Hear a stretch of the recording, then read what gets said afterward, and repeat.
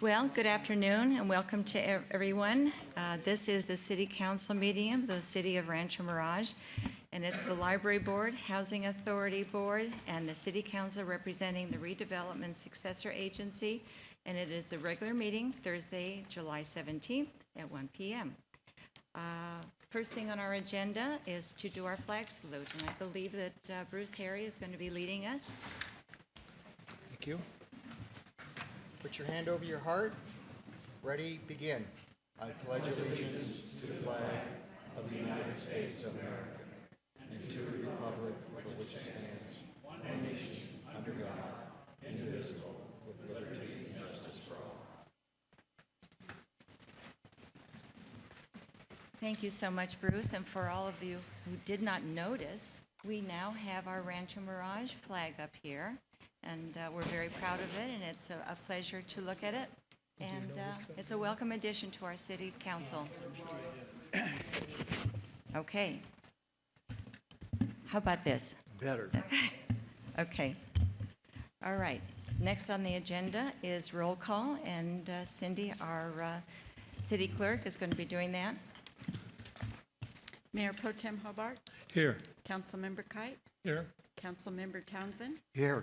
Councilmember Weil. Here. And Mayor Smotrich. Here. Thank you, Cindy. Okay. Well, we're going to be having a couple presentations, I believe. One of them is to Lindy Bidgie, and I do not see her here yet, but if she happens to walk in the door, we'll kind of interrupt our proceedings and welcome her and award her at that time.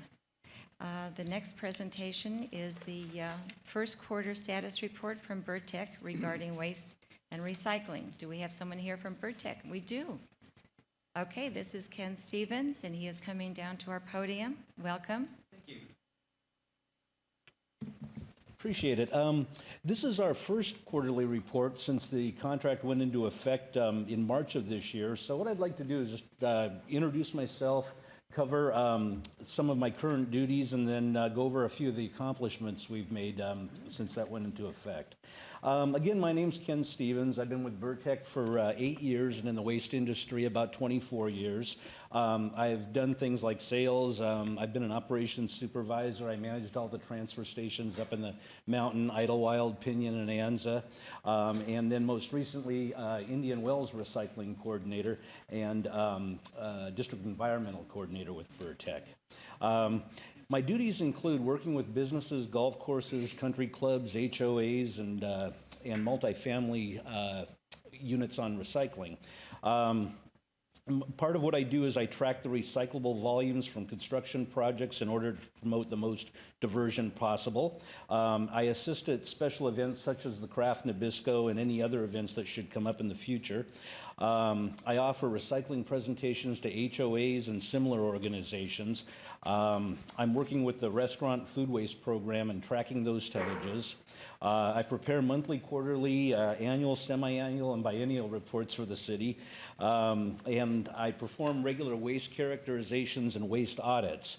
Right now, I'm working with the city to improve the city-owned facility recycling. I'm just getting into that right now, and I'll be working on that a little heavier between now and the end of the year, and I'll get with Randy Vegas on that.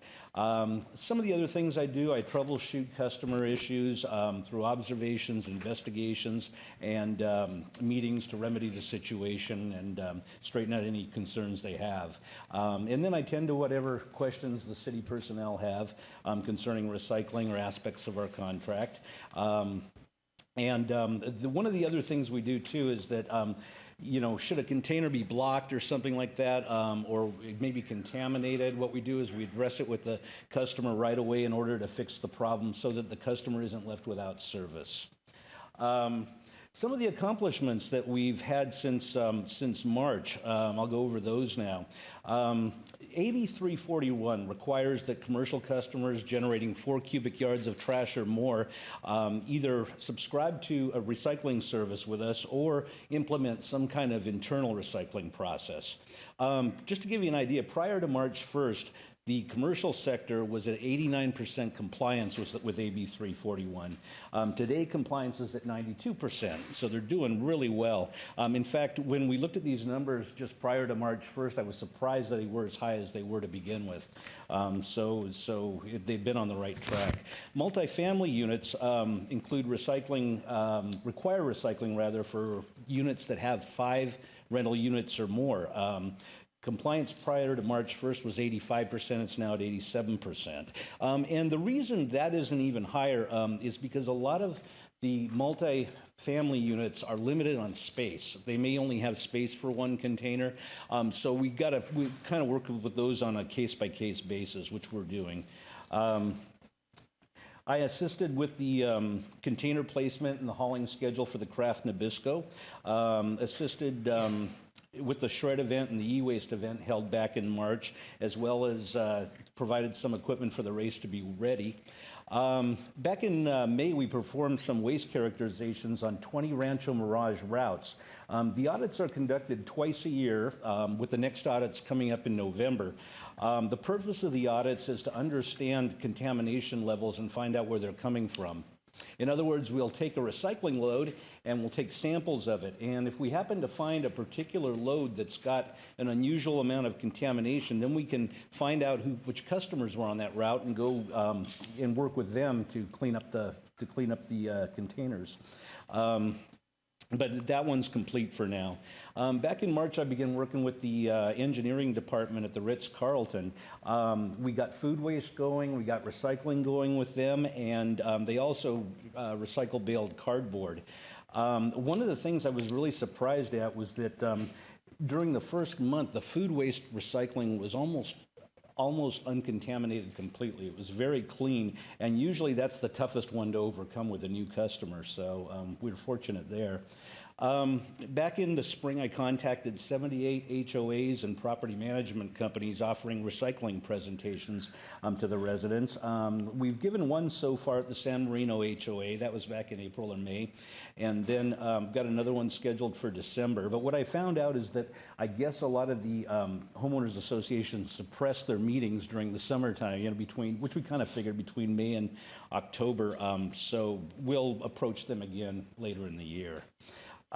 Food waste. There's currently 34 restaurants and country clubs on our food waste program. Right now, 29 of those are active.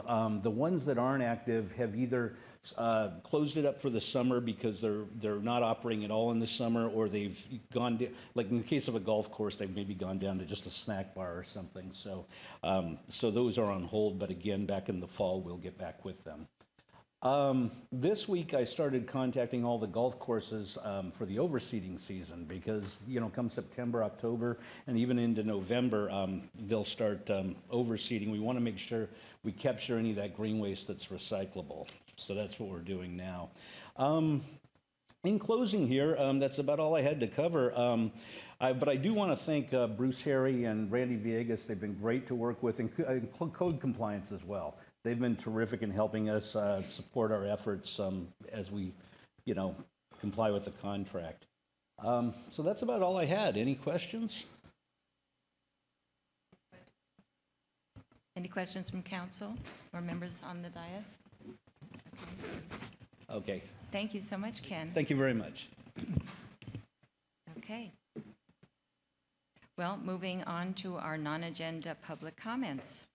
This is an opportunity for the public to speak on issues that are not on the agenda for a maximum of 3 minutes per speaker. Is there anyone that wishes to speak? Okay, we have 2 people, one of which is Dottie. Something not on the agenda. This is someone not on the agenda? Okay. Is this considered not on the agenda? Yes, your item is But- on the agenda. It is on the agenda. Yes, The house is on the agenda. okay. Oh, and we'll be getting to that in just a few minutes. Okay, and then we also have Brad Anderson. This is about a non-agenda item. Yes. Okay, What mic? This mic? okay. Can you step a little closer? Okay. Okay, just introduce yourself and tell us your city. Yes, hi. My name's Brad Anderson. I live in the city of Rancho Mirage.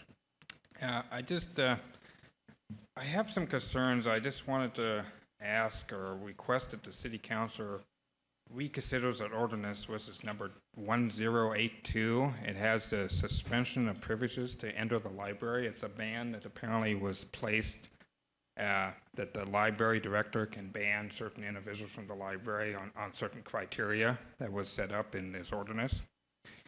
And I guess my main concern with the whole thing was that it kind of eliminates the due process of if I don't know exactly what's going on at the library, but apparently something's going on and you have unruly people there. But it seems to me if that unruly, the police would be notified and then the courts could handle that matter. But I just felt that the city having an ordinance and giving the director, the library director, the authority to ban somebody, I know there's criteria to be met, but it just seems like the due process that's not there. It's just taken away, kind of like a king versus the democracy. Brad? Yes. Brad, what would you do if something occurred? What should a library do? Well, that's If something occurs that is miles away from being a crime, but it's a disturbance, it's an annoyance, it's something that shouldn't be allowed to fester, you can't call the police for everything, and it would be an extremely expensive way for anybody, the city or anyone else, to manage conduct in a library, which on its face should be able to manage itself and usually does. Most people that go to libraries are, Sure. are people that are intent on learning something and reading or whatever. Right. That's what this problem is for us. And it's just impractical to call in the police. First off, it would take them 30 minutes to get there. And but let's say they speeded it up and it was 15 minutes. Right. It's still, that look you made on your face is perfect. That's a long time. Yeah. So that's kind of what the logic behind it was. Okay, yeah, that's my concern is maybe it could be misused for, I know homeless people, I know mentally impaired people use this library. But if there's violence or harassment, I would think it'd be kind of clear cut. They probably would call the police Right. in that sort of circumstance. Right. And so I guess that's my main concern. I don't know what I would do. I don't know what minor irritant it would take place. It must be pretty great. I just hope my main concern is hopefully this ordinance isn't just generated or produced for one person, that's giving the library staff a problem. No, it's not. Okay, that's my main Promise you concern. Okay. Yeah, well, that's my concern there. And just looking through it, I noticed that the appeal process, apparently, if this person was to appeal, it could take up to 2 months to be heard, and that would be by the city manager. And that kind of caught me off guard. Apparently, you have a new ordinance, 1078, that Mr. Binder would be the administrative hearing officer, and you removed, I guess, the Desert Bar Association that you had there before. And I guess my concern there, not that I'm getting involved in everything, but I just thought it was odd that I don't know if Mr. Binder is attorney, but it seems like that type of incident would be better seen by an attorney or a judge or somebody that had experience with court cases or so forth. So I just felt that being a good city manager, I would think you'd have your hands in everything. The Desert Bar did not want to continue. That's what I thought. I thought there services. must be more information to this. Yeah. Oh, so there was no other alternative. We'll see how it works. If it doesn't work, hey, we can change it just like we did. All right, okay. You keep an eye on it for us. It's my new job, apparently. So, okay, that's my main concern. Thank you very much. Thank you. And thank you so much, Brad, for your comments. Okay. I see we have a card filled out by Robin Montgomery from Pegasus. Would you like to come down in front and speak to all of us?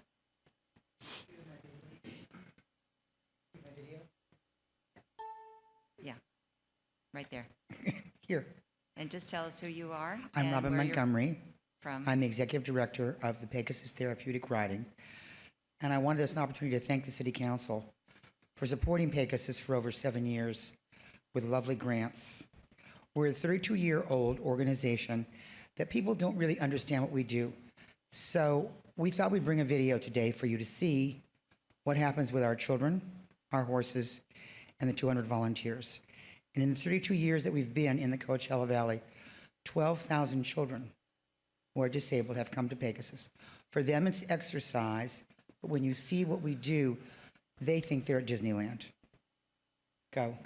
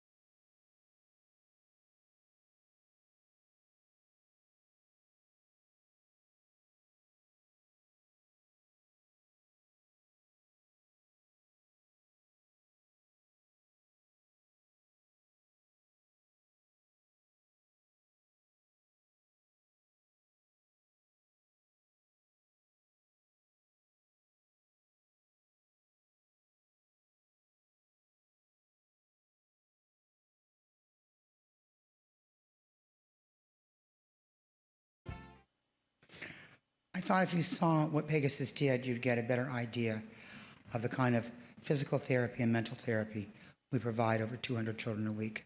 Thank you again for supporting us. And thank you so much, Robin. Those pictures are worth millions of words, and we're so proud of all the people that make an effort to help out in so many people's lives. Thank you. Okay. Are there any other public comments? Okay. Then we will move on to City Council board member comments. Is there anyone that has a comment to make? Richard? Thank you, Madam Mayor. Good afternoon, everyone, and just wanted to bring you up to date on the most recent United Way campaign that was run here in the city. You know, over for the last 5 years, the city of Rancho Mirage has been proud to have donated more funds to United Way than any other city in the valley. I'm pleased to announce that the city has just finished its 2014 campaign with great results. The campaign showed a significant increase in those contributing and an increase in the total contributions by about 40%. In addition to the staff contributions, the city will be contributing an additional $7,500 towards the 2014 campaign. I want to thank Letty and Kim and Robert for their support in making this year's campaign such a success. The funds will be used to support 24 programs throughout the valley, such as Shelter from the Storm, Find Food Bank, Desert Cancer Foundation, and many more. So thanks again to the great support of all our staff in making the 2014 another outstanding campaign. Thank you. Thank you, Richard. Dana, anything? No, thank you. Charlie? Thank you. Ted? Yes. Over the past year and a half, the city has received a number of inquiries regarding the billboards advertising a fashion mall that was to be developed on 111. And our normal answer to those inquiries was we had never received anything. The property now has been listed for sale by the owner, Saxony Real Estate. And so I just wanted to let you and those viewers know that that is no longer a probability. And so it is for sale. And again, those billboards will be coming down when the contract on them expires. So that's the status of that, should you or anyone else feel inclined to inquire about it. Thank you so much, Ted. Okay. Well, I do have a comment. Actually, I have a couple of comments. I want to thank everyone for their participation yesterday in our wonderful blood bank. It took place here right in the chambers, and we had a remarkable turnout of people. We don't have the exact numbers yet, but I know so many of the people giving blood were members of our staff. And I have to acknowledge one person in particular, Steve Buchanan, who, when I came in here, was just in a prone position, doing it again, and he has done it for 52 times. So he's given 52 pints of blood over the last many years, and we thank him, and it's always saving lives, and we appreciate anyone that can do it. So if you would think about it for next year, don't hesitate to stop by the city and make a donation. The second thing I wanted to mention, and I know it's a bit early to plan for Thanksgiving, but it will be here before we know it. And the Bob Hope USO Palm Springs Center is sponsoring a few good men and women this Thanksgiving. No one likes to eat their holiday meal in a dining facility, especially the brave men and women of our armed forces. So how can you help? Well, the Bob Hope USO is seeking sponsorship for up to 10 Marines per community in Rancho Mirage. That means homeowner associations and small neighborhoods. This can be an individual sponsorship or a group sponsorship. Transportation will be arranged by the Bob Hope USO Palm Springs Center. And if you cannot sponsor a few Marines, please consider giving to the Bob Hope USO Palm Springs Thanksgiving Meal Fund and help us to provide a full Thanksgiving dinner to some of our junior enlisted Marines and their families on board the 29 Palms Marine Corps. So for more information, please contact Teresa Cherry or Sherry Stradling at 760-866-1100. That is Teresa Cherry or Sherry Stradling at 760-866-1100.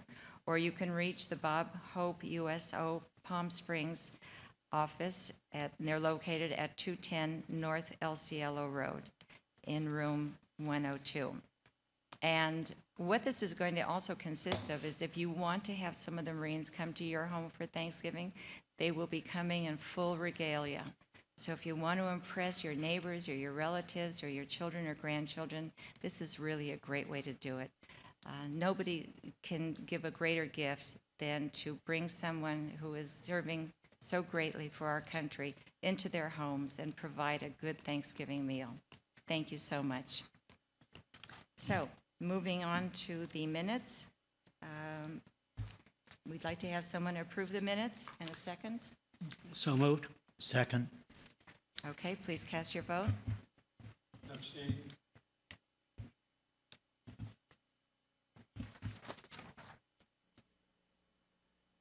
All right, we have 4 yes votes and 1 abstention.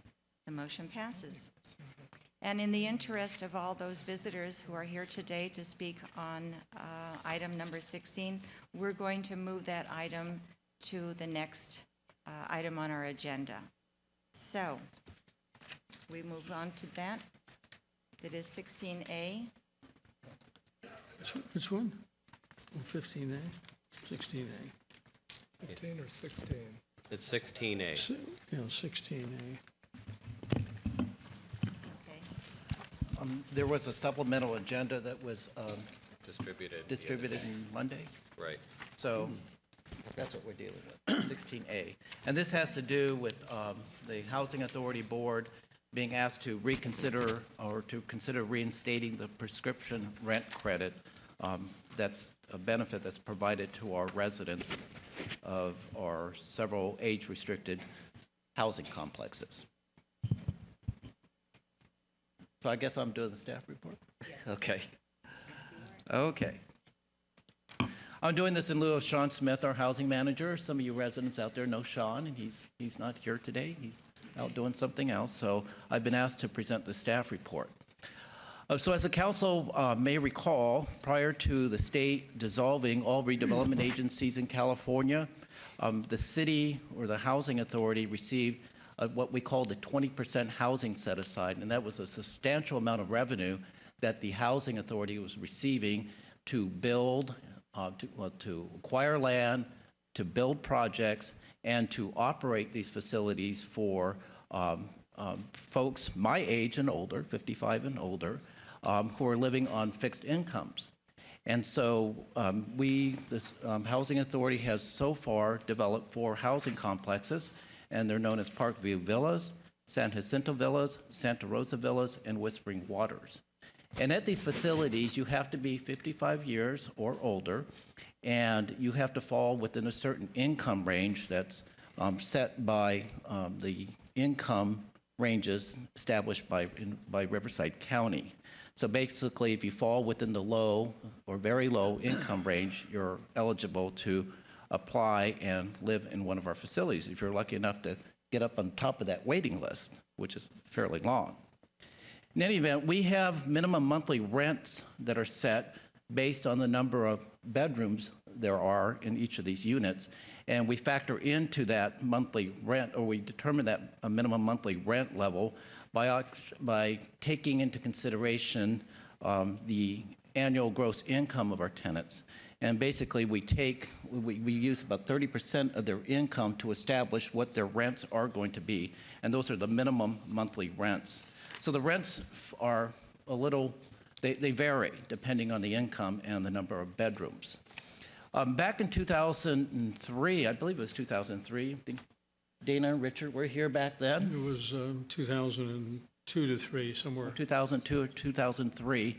The Housing Authority Board at that time looked into ways of even providing more subsidies with respect to rents. And one of the ideas that they came up with was they had directed the staff to negotiate with Time Warner for a bulk rate cable program. And so we were able to get bulk rate fees for housing, I think there were 2 at that time, 2 or 3 at that time.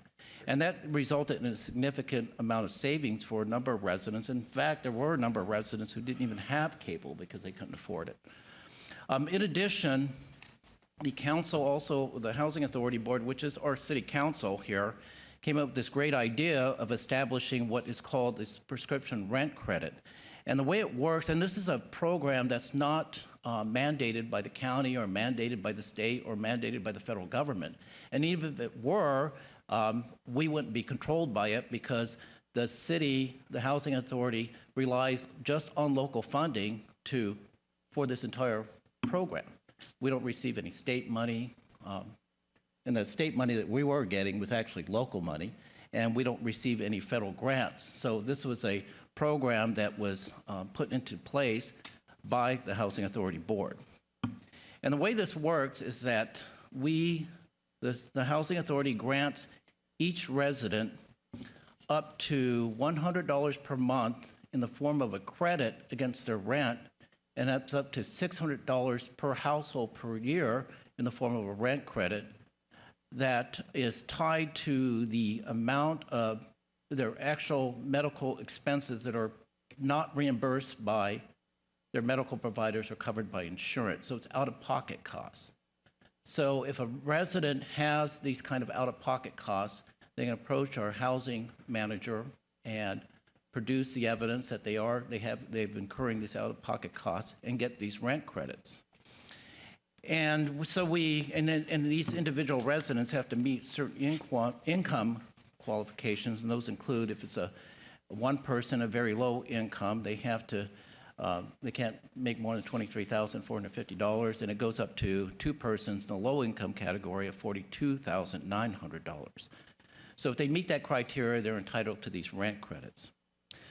Well, what happened recently is that we had our state and our governor dissolve our redevelopment agencies, and that cut off all funding, local funding for our housing authority.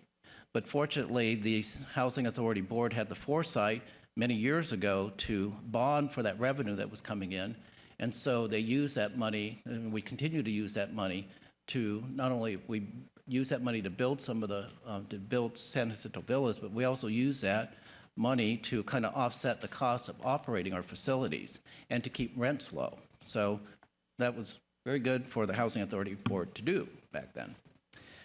So essentially what happened is that the council or the Housing Authority Board about 2 years ago had directed staff to look into ways of making sure that we can keep our senior housing facilities operating without having to increase rents or without having to increase any other costs associated with renting our facilities.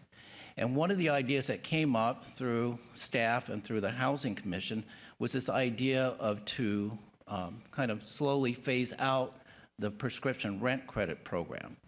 And that came to a head this last June when the Housing Authority Board was presented with a number of ideas with respect to changing its rules and regulations. And this was one of the rules and this was in the rules and regulations, and it was something that was probably, I gather, was overlooked because you were presented with a whole number of issues. In fact, when I had learned that this issue was addressed in the paper, I had to take a look at the staff report again and take a close look at it and realize, oh, yeah, I guess that's what they did. I didn't realize myself that the Housing Authority Board had approved a phase out of the program. And the phase out was going to start with reducing the $100 cap to $50 per month. And that wasn't going to start until July 1st of 2015. But after this article came out, and I got several phone calls from all of you requesting that this item be put on the agenda for reconsideration. And so staff has put together the staff report suggesting that the Housing Authority Board reconsider this program and reinstate it. And it won't have an effect this year. It'll just remain the same because, again, the phase out would not have commenced until July 2015. So that's your staff report in a nutshell. If I could just add a couple of comments to that. Thank you, Mr. Quintanilla. You know, right now the credit is $100 a month up to $1,200 per year, and we have about 63 residents that take advantage of this. But in the whole scheme of things, this only saves the city about $50,000 a year. For the Housing Authority budget, it's really a drop in the bucket. And I would give credit to Mayor Pro Tem Hobart for questioning the wisdom of staff's recommendation to delete or phase out this program. He is the one that brought this to our attention.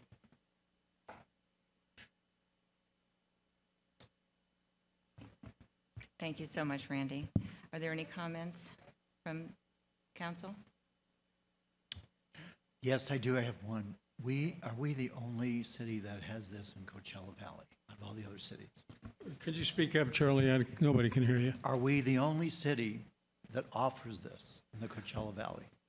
I'd like to preface my response to with the fact that you're one of the only cities of this size in the state of California that has its own independent housing authority, which is a big deal for a city of this size.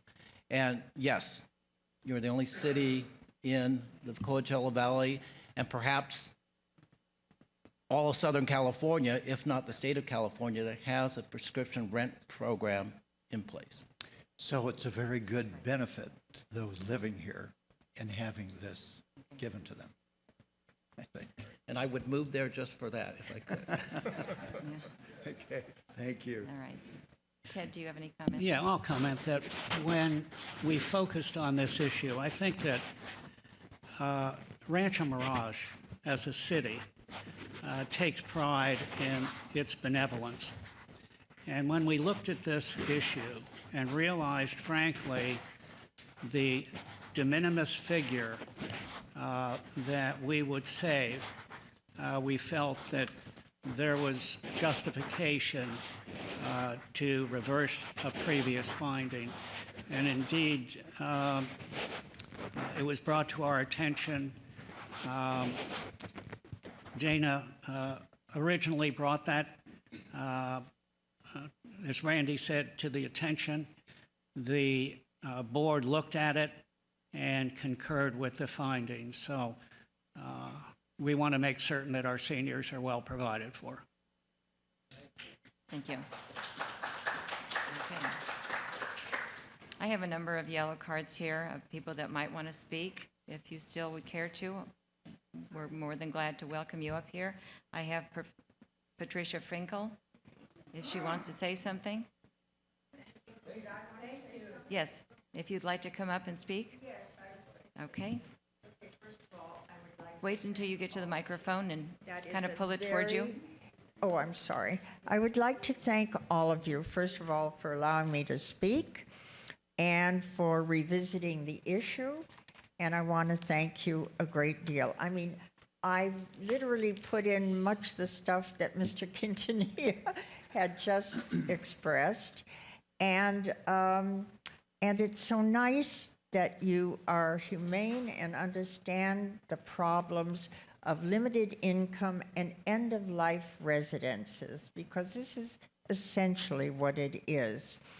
And to be known as the playground of the presidents, you know, are not taking care of their neediest and sickest seniors. So I do want to thank you all.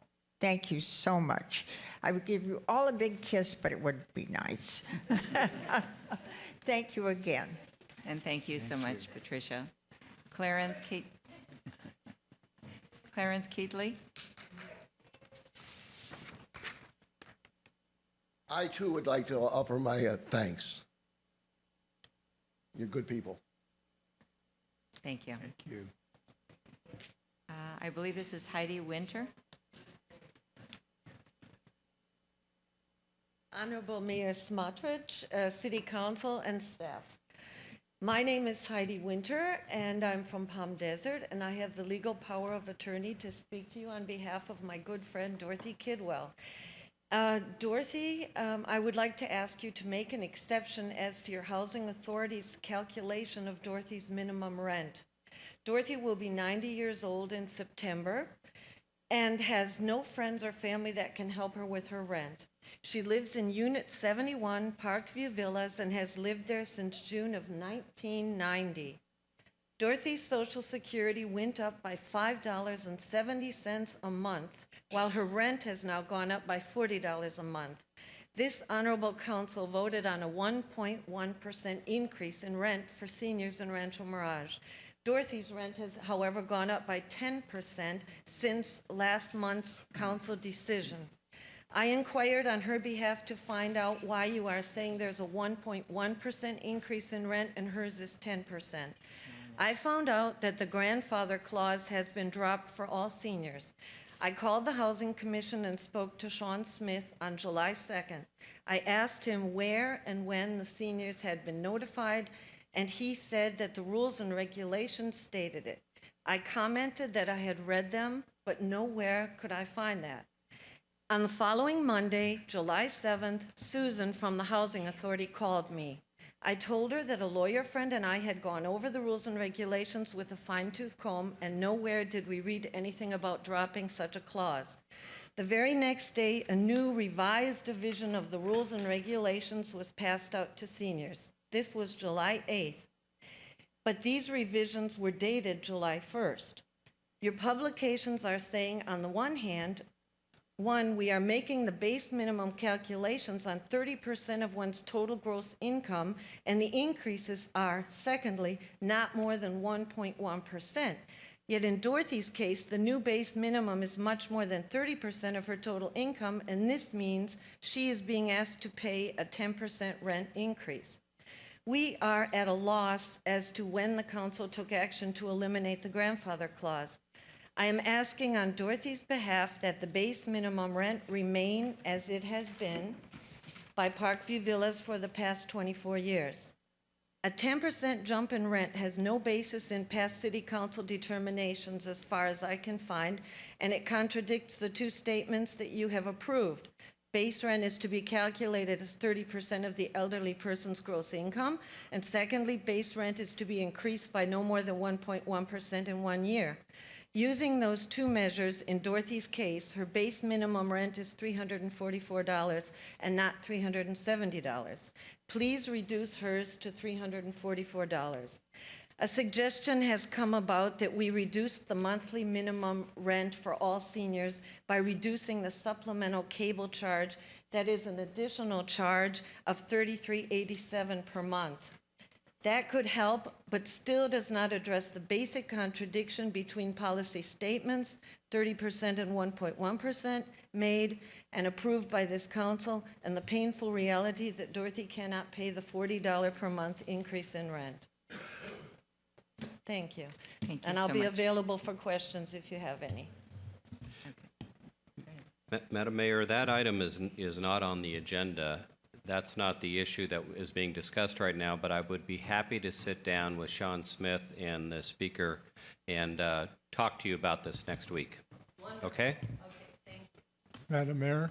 Yes. Randy, in addition to Sean, maybe you'd like to involve the subcommittee on housing. That's Ted Weil and myself. And Very good. we'd be happy to sit down and look at the situation. There may be more individuals out there that fall into this situation than Dorothy. So I think it's important that we look at all the opportunities out there. Certainly. Thank you. Okay. Thank you so much. We have one more speaker, Leslie Miller. Hello. Hello, welcome. People. I'm speaking also on behalf of Dorothy. Can you speak a little bit more into the microphone and state I'm your... also speaking on pro bono basis on behalf of Dorothy. It's been brought to my attention that her rent was increased by $40 in 1 year, and that's important. I think we can all agree, Mr. Quintanilla in particular, that we all agree on the policy statements that I've read many times on your very generous policies towards the elderly and the housing. We can all agree on the 30% calculation of the income. We can all agree on the 1.1% annual increase. The problem in Dorothy's case is that, as prior speaker spoke, it's not 1.1, it's closer to 10. It's 9 point something that rounds out to 10. And this sounds very small, I'm sure, to people like you, but it's not very small to somebody like Dorothy. It's a $40, which really clips into her food, clips into basic living, and I have her budget. I think that also there has been an explanation as to why this has occurred, and we hear it repeatedly in the literature and by you that it's the drying up of the redevelopment monies.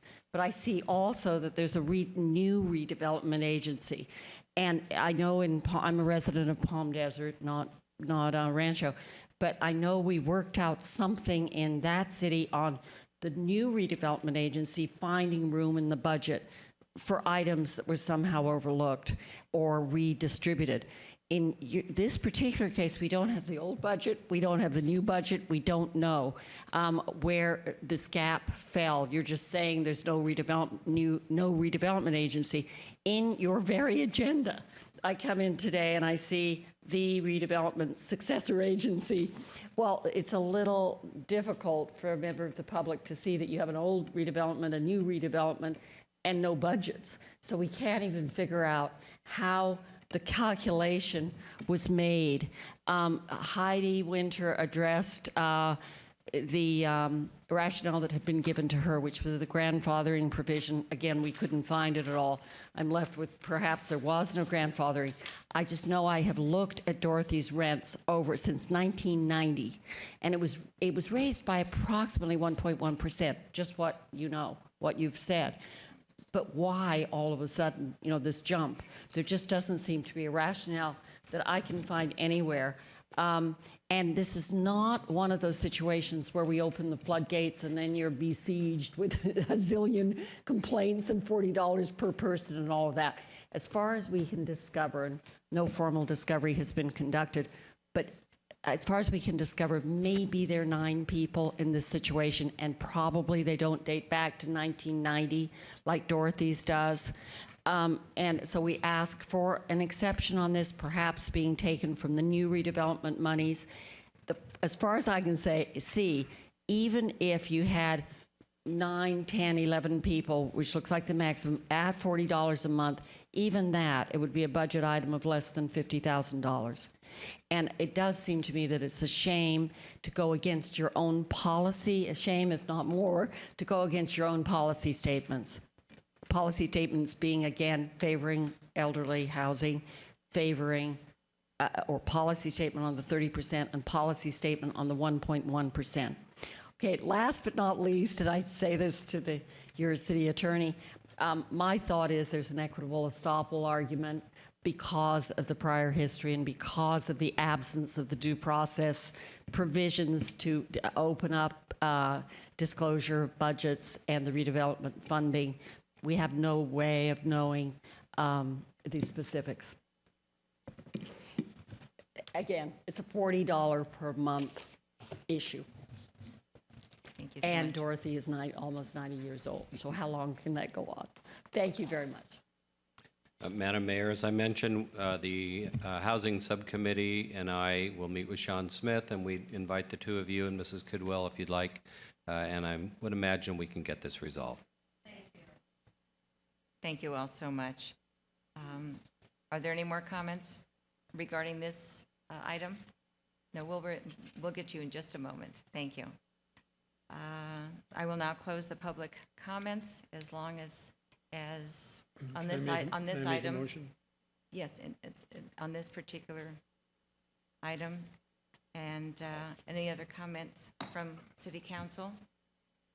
Good. Okay, is there anyone you'd like to make I a would motion? simply share the statements that have been made. On reflection, clearly, the last time in June when we looked at this issue, the primary thought was the loss of the RDA funds, et cetera. But given any reflection at all, we could see, and I think we do see, that it was a mistake not to broaden our perspective concerning the need of a good number of people, that this was an important issue too. And so with that, it gives me great pleasure to move that the Housing Committee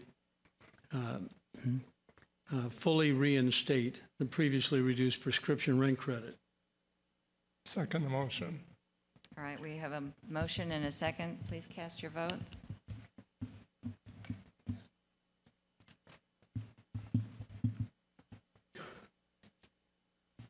Councilmember Kite, could you try your vote again? Thank you. Short-term memory loss. All right, motion passes 5-0, and I thank you so much. And before we move on, because we do have somebody that we need to have come forward on a different item that was overlooked the last time, I just wanted to make one comment because we are elected to serve our community. We take great pride, as Ted said, in the work we do, which includes wise leadership and fiscal responsibility. And I think this is one of the finest examples of how we listened and we acted appropriately on behalf of our residents and especially to those people with special needs.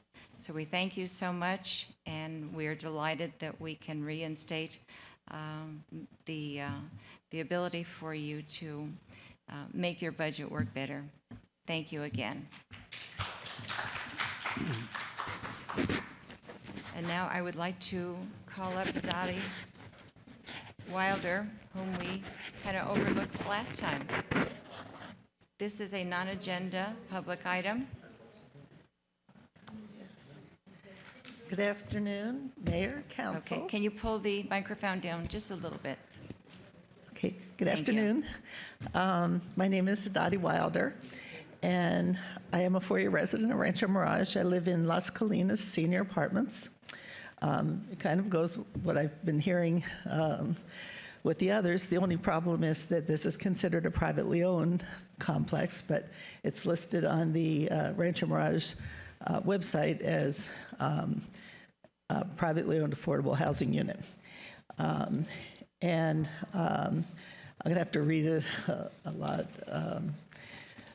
The owner received a $4 million grant and a $2 million low-interest loan to build and operate an $8 million complex as a low-income senior housing project with a 30-year covenant. Las Colinas is listed on the Rancho Mirage City property as, Rancho Mirage website as a privately owned affordable housing. However, it's not being run according to the agreement, nor to the CCNRs, which I have, both of which were signed by the owner. In fact, I was given a letter that was signed with the owner's name and states Las Colinas is not a low-income property. It can't be both ways. It is either low income or it is not. So which is true? I know residents who are paying up to 85% of their income in rent, which is not affordable to most people. One obvious sign that it is not being run with affordable rates is that all the city-owned properties have waiting lists years long, while an applicant can get in Las Colinas almost any time. Units are being rented to non-low-income residents without waiting 30 days for low-income applicants. There are low-income residents who are being charged more than 30% of their income. Residents are supposed to get a $68 a month utility credit off of their rent, which is not being done. In fact, some leases say water and trash included, while others, including mine, say $10 for water and $10 for trash on top of the rent. There is no screening process for low-income residents. Number two, when there are questions or disputes, residents have a choice of one person to speak with, as there is no property management company overseeing the operation. It is also impossible to speak with the owner, as the on-site manager intercepts any communication with him, even when sent return receipt requested to the owner at his address. The manager denies reasonable accommodation requests without discussing any process of appeal and without the owner making the decision, as is stated in the Renters with Disabilities Rights Handbook from the state. The agreement states that the property would be built and operated fully ADA compliant. Number three, there is nothing in the CCNRs about a monthly charge for parking. However, residents who have more than one car or who cannot park in the one-car garage are being charged $30 per month on top of the rent. There is not a single visitor parking sign on the property. Visitors, caregivers, delivery people have to figure out where to park and often are approached by the on-site manager in a less than pleasant way because they have parked somewhere where she doesn't like and or having warning signs placed on their vehicles, such as this. And it says their cars will be towed at their expense and their license number recorded. The speed bumps have been raised and made into a U-shape, making them difficult and uncomfortable for vehicles and the passengers going over them. Number four, when conflicts occur between the residents and the on-site manager, her answer is usually, if you don't like it here, then leave, which many have done. Many have gone to the city-owned properties and with the same income lowered the rent $200 to $300 a month until someone with some authority enforces the agreement and the CCNRs. All that is on paper is seemingly meaningless. In the Planning Commission minutes, one councilman asked, who is going to monitor that the complex is being run according to the agreement? And 14 years later, I'm asking the same question. Is this what the city had in mind when they funded this property? Thank you for letting me speak. Thank you so much for coming forward. Can I ask a question? Not so much of you, but on this subject. She raises an awfully interesting issue. And I'm wondering if the city manager feels that there is something we can do, although we probably don't have jurisdiction over this particular unit of affordable housing, but we should look into some of these issues to see if seniors in our city are being properly treated pursuant to the rules of these private affordable housing units. It's quite distressing to hear some of the stories that Ms. Winters is bringing to our attention. And just to shine it on and say thank you and goodbye, it doesn't seem like it's quite enough. And I don't know what the process is, but maybe the housing subcommittee with the city attorney and you, Mr. Binder, maybe you can make some effort to see what can be done to get back to stringent enforcement of the rules that apply. Yes, I concur. I think at the very least, and it's always difficult, obviously, as you point out, that this is not owned by the city. On the other hand, that doesn't preclude us from taking a position and trying to exert some relief for the discomfort that you and others are undergoing.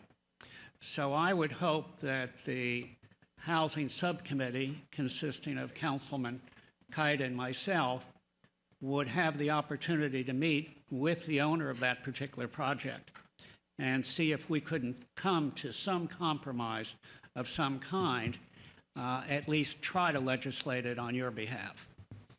You know, this is not the first time this project has been brought up before us regarding some of the charges and some of the goings-on in the property. So I think it's definitely time that we sat down and tried to resolve some of these questions that keep coming forward. And as Dana said, obviously we're dealing with a different issue since we don't own the property, but it would seem that we do have some, we owe the residents some bit of supervision, or at least looking into some of these items before more and more people move out and are impacted, such as yourself. And I realize the city doesn't own it, but they did give the owner quite a bit of money to build it. I'm sure not just to start his own business, but to build it for a purpose. That's usually the process. I would say that before you start talking to the owners, however, that you meet with a variety or number of people who are affected to get the full scope of the problem or problems, and then after the committee and you all have thought about some remedy or some remedial action anyway, then meet with the owner once you really have a handle on it, so you can't be shined on.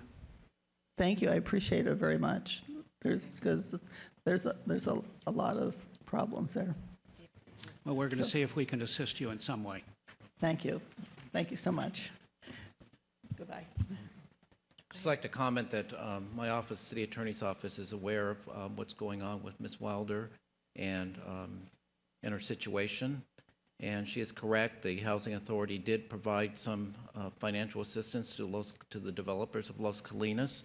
And along with that financial assistance came an obligation that there be affordability covenants recorded against the property, which they have been. And those are the regulations that control the amount of rents that can be charged.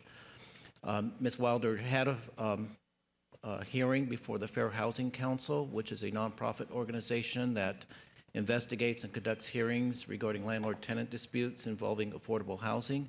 And we've stayed in contact with them as well, and we are just awaiting their decision.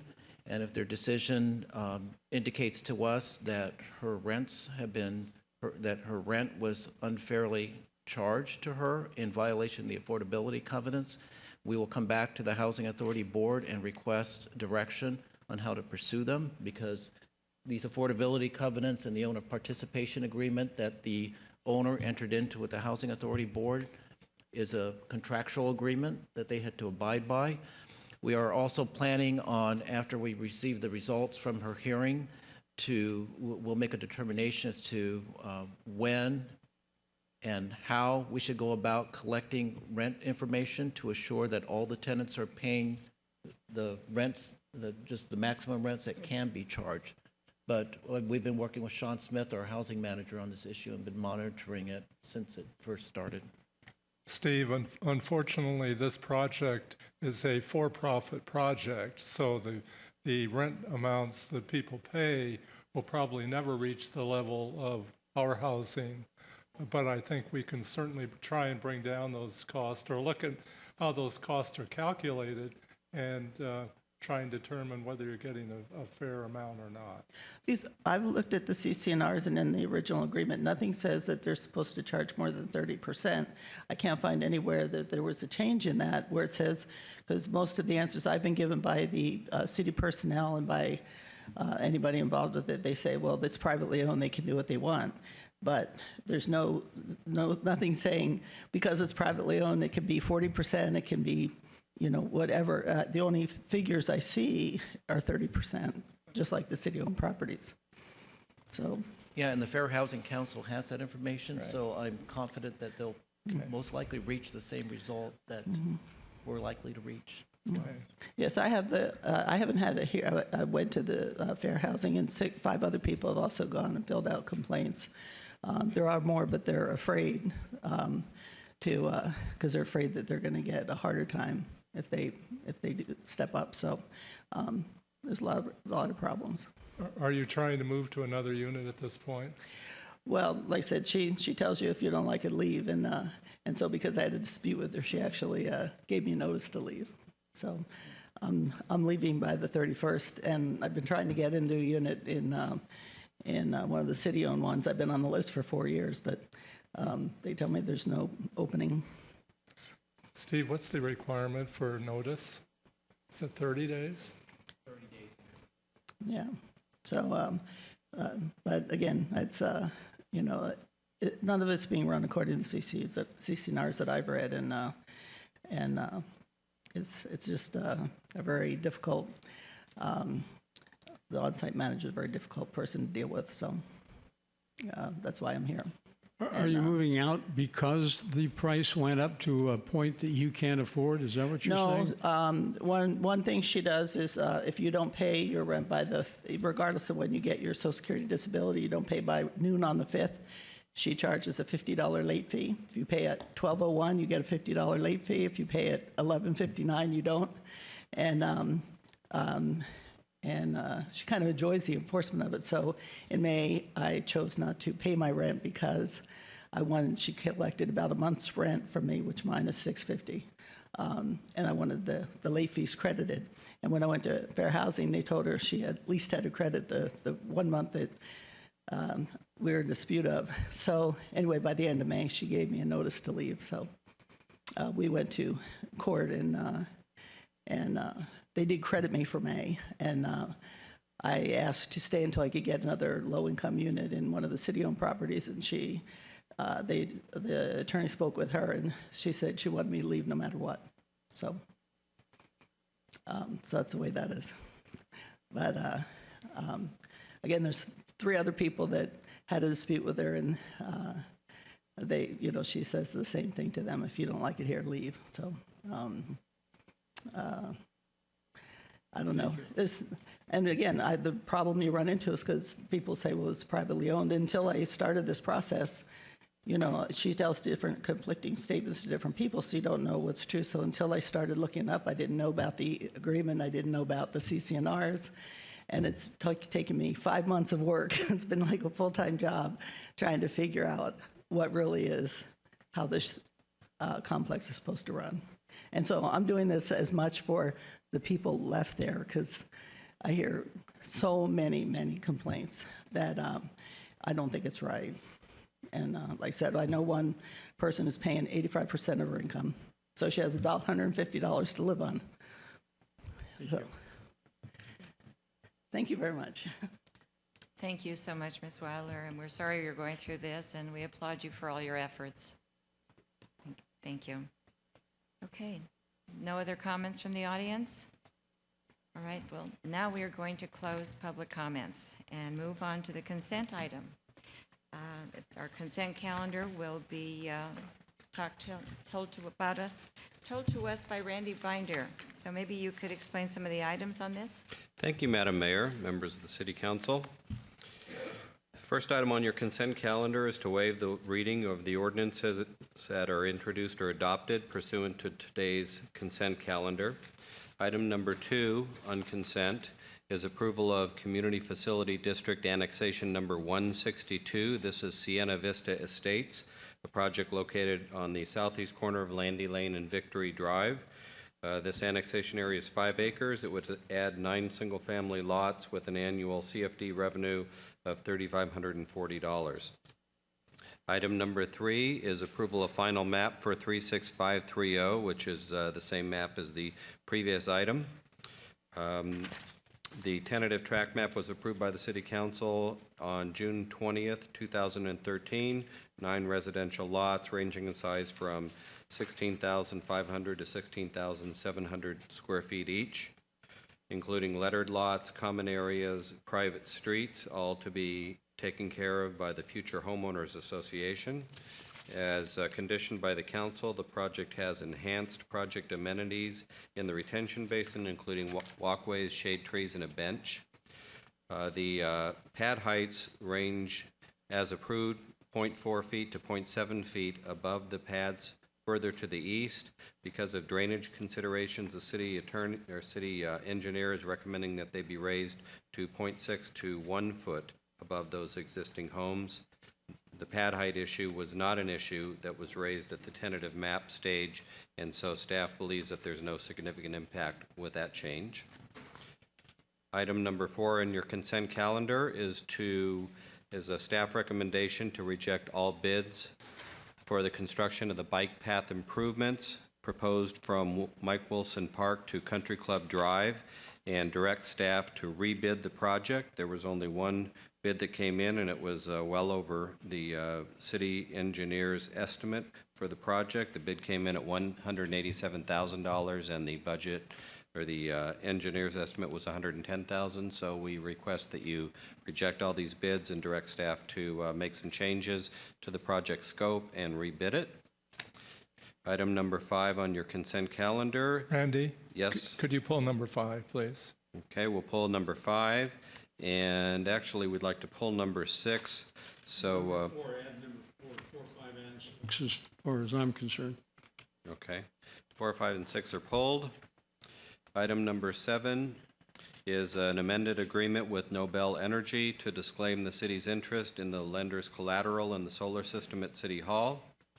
Nobel has brought in a lender on this project, so we need to amend the agreement. Item number 8 on consent is appointment to Emergency Preparedness and Speaker Series Commission. Councilmember Townsend would like to nominate Brenda Weinstock for Emergency Preparedness, and Mayor Pro Tem Hobart would like to nominate Charles Barrett for the Speaker Series Commission. Item number 9 are approval of your contracts. Item number 10 are demands. And at this point in time, there's no updates on legislative affairs, but I will be giving you one in October. Could you pull 9 and 10 also? 9. Okay, what does that leave us with? Not much. It's a Not record much. for us. Okay, well then moving. You can tell 1, it's 2, and summer, 3. you know, we've Right. got time to sit around and look at Right. these very Okay, carefully. so now that we have a few of these pulled, can we have a motion to approve Consent items calendars 1, 2, and 3. 1, 2, 3, 7, 8, and 11? I so Yes? move.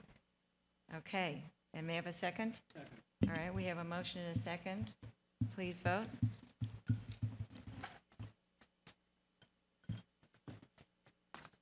Okay, motion passes 5-0. All right, going back to item number 4. So, this is something that will be presented by Bill Enos, our city engineer. And this is regarding rejecting all bids for construction of bike path improvements from Michael S. Wolfson Park to Country Club Drive, and its city project CP 13-291. Welcome, Bill. Thank you, Madam Mayor, members of the council. This project, as you mentioned, is to rehabilitate the bike path that extends from the park down to Country Club. At this time, the bike path, portions of it are in very bad shape, broken up after years in service. It certainly doesn't get any heavy traffic, but it's just over time the asphalt degrades.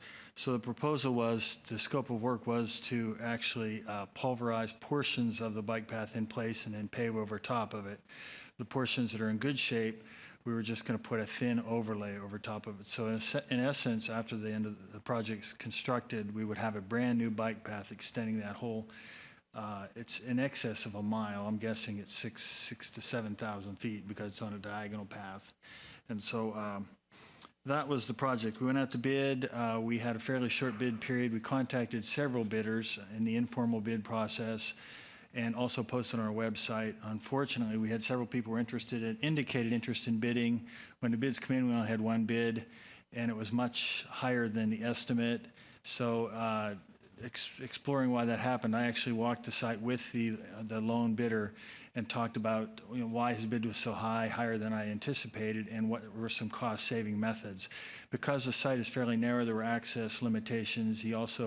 There's actually a split rail fence that goes between the equestrian path and the bike path. It's about 2,000 linear feet or so.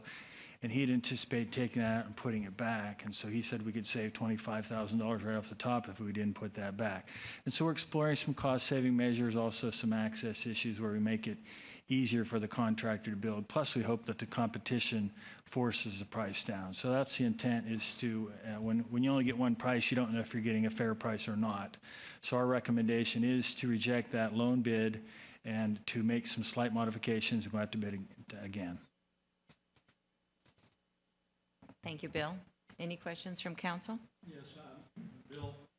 Can you give us an oral picture? I don't suppose you have anything there that we can put an actual diagram up and show where this path is? I apologize, I don't have it. No apology necessary. From an oral picture, though, we're starting at Wolfson Park. Yes. And we go to Country Club. At the very back of Wolfson Park, along the wash. It goes out right along the top of the channel on it would be the easterly side. It goes along the very top of the channel. It goes straight for a distance of, I'm going to guess, 2,000 feet or so, along the back of Morningside. And then at one point it crosses, it goes down the side of the channel, across the bottom, back up on the other side, and goes along the back of the extension of Peterson Road. Right. And it goes along the channel again, heads back toward El Veneto, and then comes out between El Veneto and the Trojan Properties property where Rick Johnson proposed that project. Okay. It comes out. When you say that we're going to repave it, much of that's not paved at all. Much of it's hard packed dirt, isn't it? No, it is paved the entire length at this time. The whole way? Yes, it is. Mm-hmm. Is this the route that the CV Link is going to be following, or some part of it? Is this, I should say, is this one of the routes that the CV Link is considering to follow when it gets to this area? Because I know it's coming down here somewhere. Yes, it is. And I'm wondering if maybe we shouldn't be spending money to repave until we find out what their final decision is going to be, because if we repave and they go over it, they're going to repave it over to meet their specifications, and we will have just wasted a lot of money. Mm-hmm. Yeah, this is one of the routes that the CV Link is looking at. My understanding, though, is they're just now getting into the environmental. There is federal money involved, so the CV Link project could be several years out before it gets built. Well, even assuming that, and I do, because I am familiar with how far behind they are and how much time it'll take them, in rough terms anyway. But the path isn't uninhabitable or unwalkable now. I mean, everybody I know walks their dogs down through there and goes up on the other side and walks on. They stop by the doctor's house and feed the goats and go past the park and all of that. I mean, I don't see an urgency for this project at all, and particularly with the CV Link looming in the background. And I'm wondering if you see an urgency that I'm not aware of, in which case I would temper my perspective, I suspect. The only urgency is that it is one of the listed projects on our ROPS schedule, and so that kind of forces us to go ahead with the project. Say that again. I didn't hear you. You speak up a little bit. It's on one of the. It is a listed project on our list of successor agency projects, and for that reason, we're moving ahead with those projects. That was the only urgency. It is usable as it sits today. There are some areas that could use some repair. But if the council desires, we could certainly repair those areas and leave it in place. But again, the money's there. It's a listed project on our successor agency. Yeah, but the successor agency, if we suggested a delay, I can't believe, because of the CV Link, which is probably something they haven't considered, I have no doubt that they would say, sure, why spend the money until we know we have to or should. Are these ROPS funds going to expire at any particular time? In other words, are we going to lose them if we don't use those funds by a certain date? Yeah, so the funds that are left over are from tax-exempt bond issuances. So the IRS has a limit on the amount of time for you to spend these bond proceeds. So that's what the urgency is with designating projects to spend this money on. In this case, I can tell you our list of projects right now, the cost exceeds the amount of available bond proceeds. So, we could remove this project and still have other projects to use the bond proceeds on. And if it's only designation of the project as compared to getting it underway, it gives us another area of latitude. It just seems like we really ought to have a deeper understanding of the need and how it might be impacted subsequently by the CV Link. So can the money be shifted to another project? I think he's suggesting it can. Yes. It would make sense. Good. And even if it couldn't, I mean, you don't spend governmental money just because you can. You spend it, at least we should be in that habit, and we are. You should spend it because of a need that it's going to solve. Yeah, there's more projects than there is money. So if we take it off the list, another project will have available funding. Yeah, let me just add, Mayor Pro Tem, like Bill said, there are some areas of the path that are bad, that do need to be repaired. They're almost getting to the part where they're falling apart, and that's along that east side. If we were to go just do some maintenance on that, would we be able to use some of these proceeds for the maintenance? Okay, so we could scale the project way down to just do repairs versus a full-scale rebuilding of Well, why don't we take a look at that as a separate issue and determine if we're in agreement on the need, even for that amount of repair, and deal with it accordingly. But so we can walk it in the morning? You ready? Sure, I'll walk it with you this afternoon if you want to. Okay. So basically what we're saying is we will reject the bid, but we won't rebid it. Basically, Right. We'll just strike We're that. altering that particular. All we're doing is we are rejecting without a rebid. rejecting all bids, period. Right. Thank you. Bill, have there been complaints about the trail, any ADA access or anything like that? I'm not aware of any complaints, no. Well, that's good. Okay. So, Well, I think there has to be a new motion. yes. Well, yeah, Okay, she Dana, might want to would ask. you like to go ahead and make a motion on Yes, this? I'd make a motion that the city council reject the bid we received for construction of bike path improvements from Wolfson Park to Country Club Drive. Okay, do I have a second? A second. Any further discussion? Okay, please cast your vote.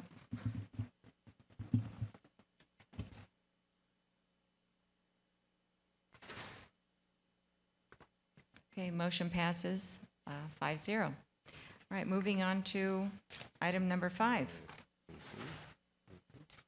And this will be presented by Gloria Griego, and it is the professional services agreement with David A. Lee and Daniel Villancourt.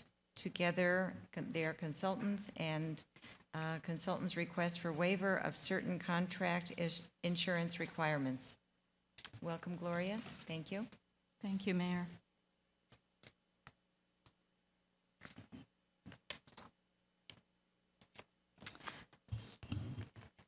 David Lee and Daniel Valancourt are requesting a waiver of certain insurance requirements.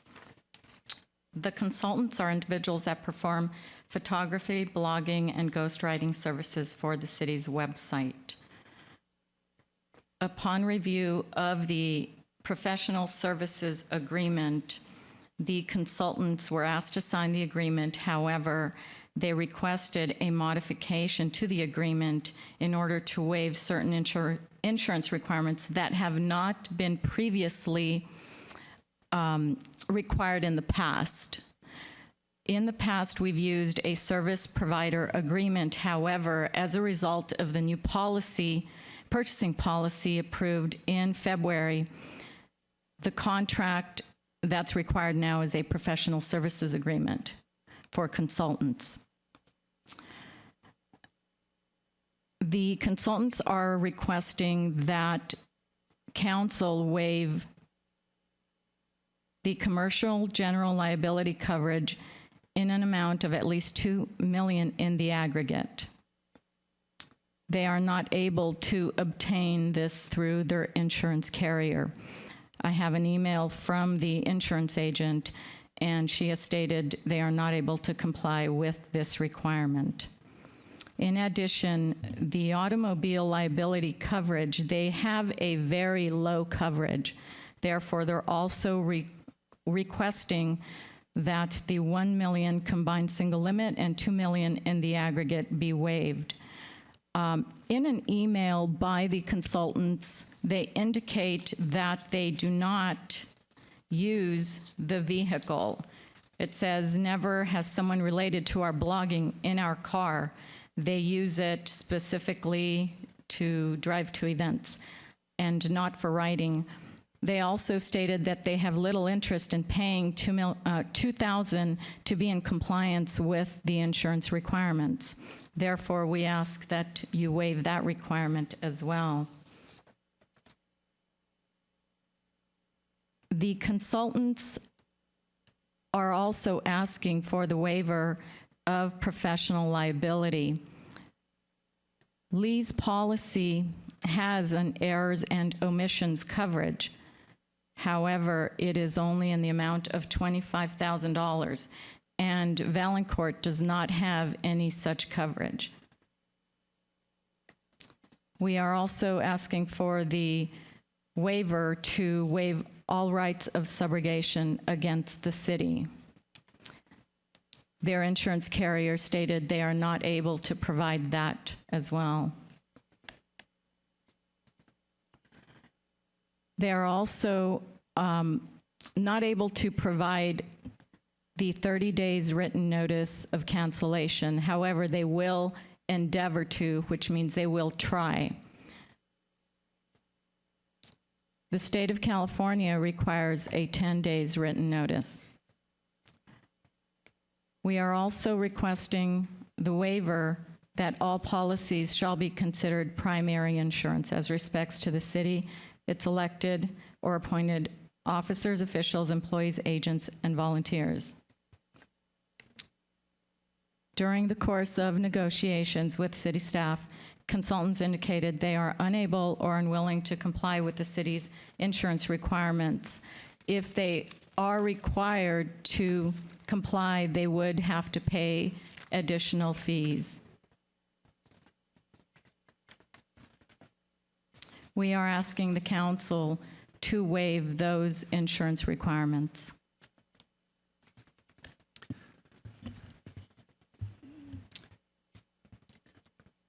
Gloria, are you saying the staff is recommending to accept waivers on all of those?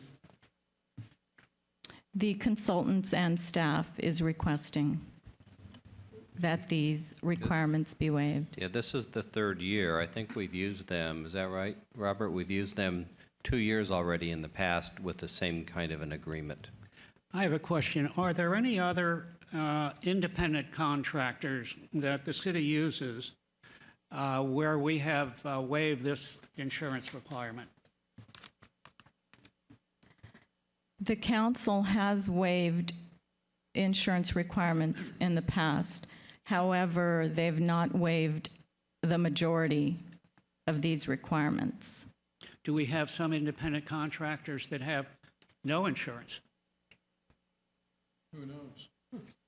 Well, I guess what I'm saying is with our acknowledgement. Obviously, we don't know if they haven't on their own, but has it come before the council where we have made a decision to allow them not to have the insurance? I don't know. I think one of the questions that Steve should be answering for us is, are they independent contractors? If they are independent contractors, then there are certain things that we don't have to be insured for because they have to, and we are not vicariously liable for whatever those mistakes are. Malpractice, on the other hand, is something they're asking us to waive. And I use that word malpractice only because it's more germane in my business than in theirs. But when they say professional liability coverage, the thing is, I think we need somebody to explain to us what they do for us so that we can know that if they make a mistake, that we are not hung out to dry by that mistake, because we will have waived professional liability insurance coverage. So maybe it's a moot issue because they probably don't do anything that could leave us hanging out to dry if they made a mistake. We're asking for 6 waivers here. And we're also saying that they do write the blog, which is wonderful, by the way. They do a very good job. But we're saying that they don't use their car to visit any restaurant, hotel, or venue. And if we're waiving it and they get into an accident and they say that their insurance, their personal insurance, will not cover the city if somebody got hurt or killed, could they not come back to the city? Well, that person would have an individual cause of action against them if a car ran over. But if they, suppose they were driving from their office to City Hall to deliver some product that they have prepared, if they're independent contractors, they could run over 10 people and we would not be liable for it in any way, shape, or form, as long as we are satisfied that they're independent contractors, meaning that we don't have the authority to direct them in how they do their business and the various elements of performing their business. If we don't have that authority, then they are likely to be, very likely to be, independent contractors. And we can waive automobile liability. That wouldn't be a problem. Right, but it doesn't say that in the contract as I read it. Well, it wouldn't have to say it in the contract. We can waive it if we are assured, if our city attorney tells us that, yes, they are independent contractors and could not, by virtue of the nature of our agreement, could not be considered employees of the city. If they're employees, if they could be considered employees, meaning we would have the right to direct them and how they do their work and all of set the details, all of that sort of thing, then we would be liable for that accident. Right. Vicariously liable, because they would be our agents. But what do you think, Steve? Are they independent contractors? What are they, Steve? I believe they are. First of all, what they're going to do is they're going to take photos for us. They're doing some blogging work, and they're ghostwriting for, I guess, for our website. Yeah, so they're doing those kind of, those are the nature of the services. They are independent contractors, and we state that in the agreement in several places. We have a provision under Section 11. It's titled Independent Contractor Status, not agent of the city. So that in itself just explains the situation, I mean, the relationship we have with them. It makes it clear cut. And we also include in all of our independent contractor agreements a section that's titled Representations and Acknowledgements Regarding Independent Contractor Status of the Consultant. And so we have the consultant acknowledged that we're not required to provide any training or legal counsel to them, that the performance of their work doesn't have to be integrated with our schedule at City Hall, our day-to-day schedule. Robert, in this particular case, is not going to supervise them, not tell them when to show up and when to take lunch. They're not going to be required. They're not required to use our city equipment or tools or facilities to perform the work, and they cannot represent that they're employees of the city. So I think that that's sufficient with respect to setting this up and creating the presumption that they are independent contractors. We also have in here a provision in the contract, a provision that requires them to indemnify the city, which essentially means that they have to provide for the city's defense or defend the city and hold the city harmless, and every one of us here at the city, in the event that they are involved with an accident. Because we're not telling them they have to use their cars to perform these services.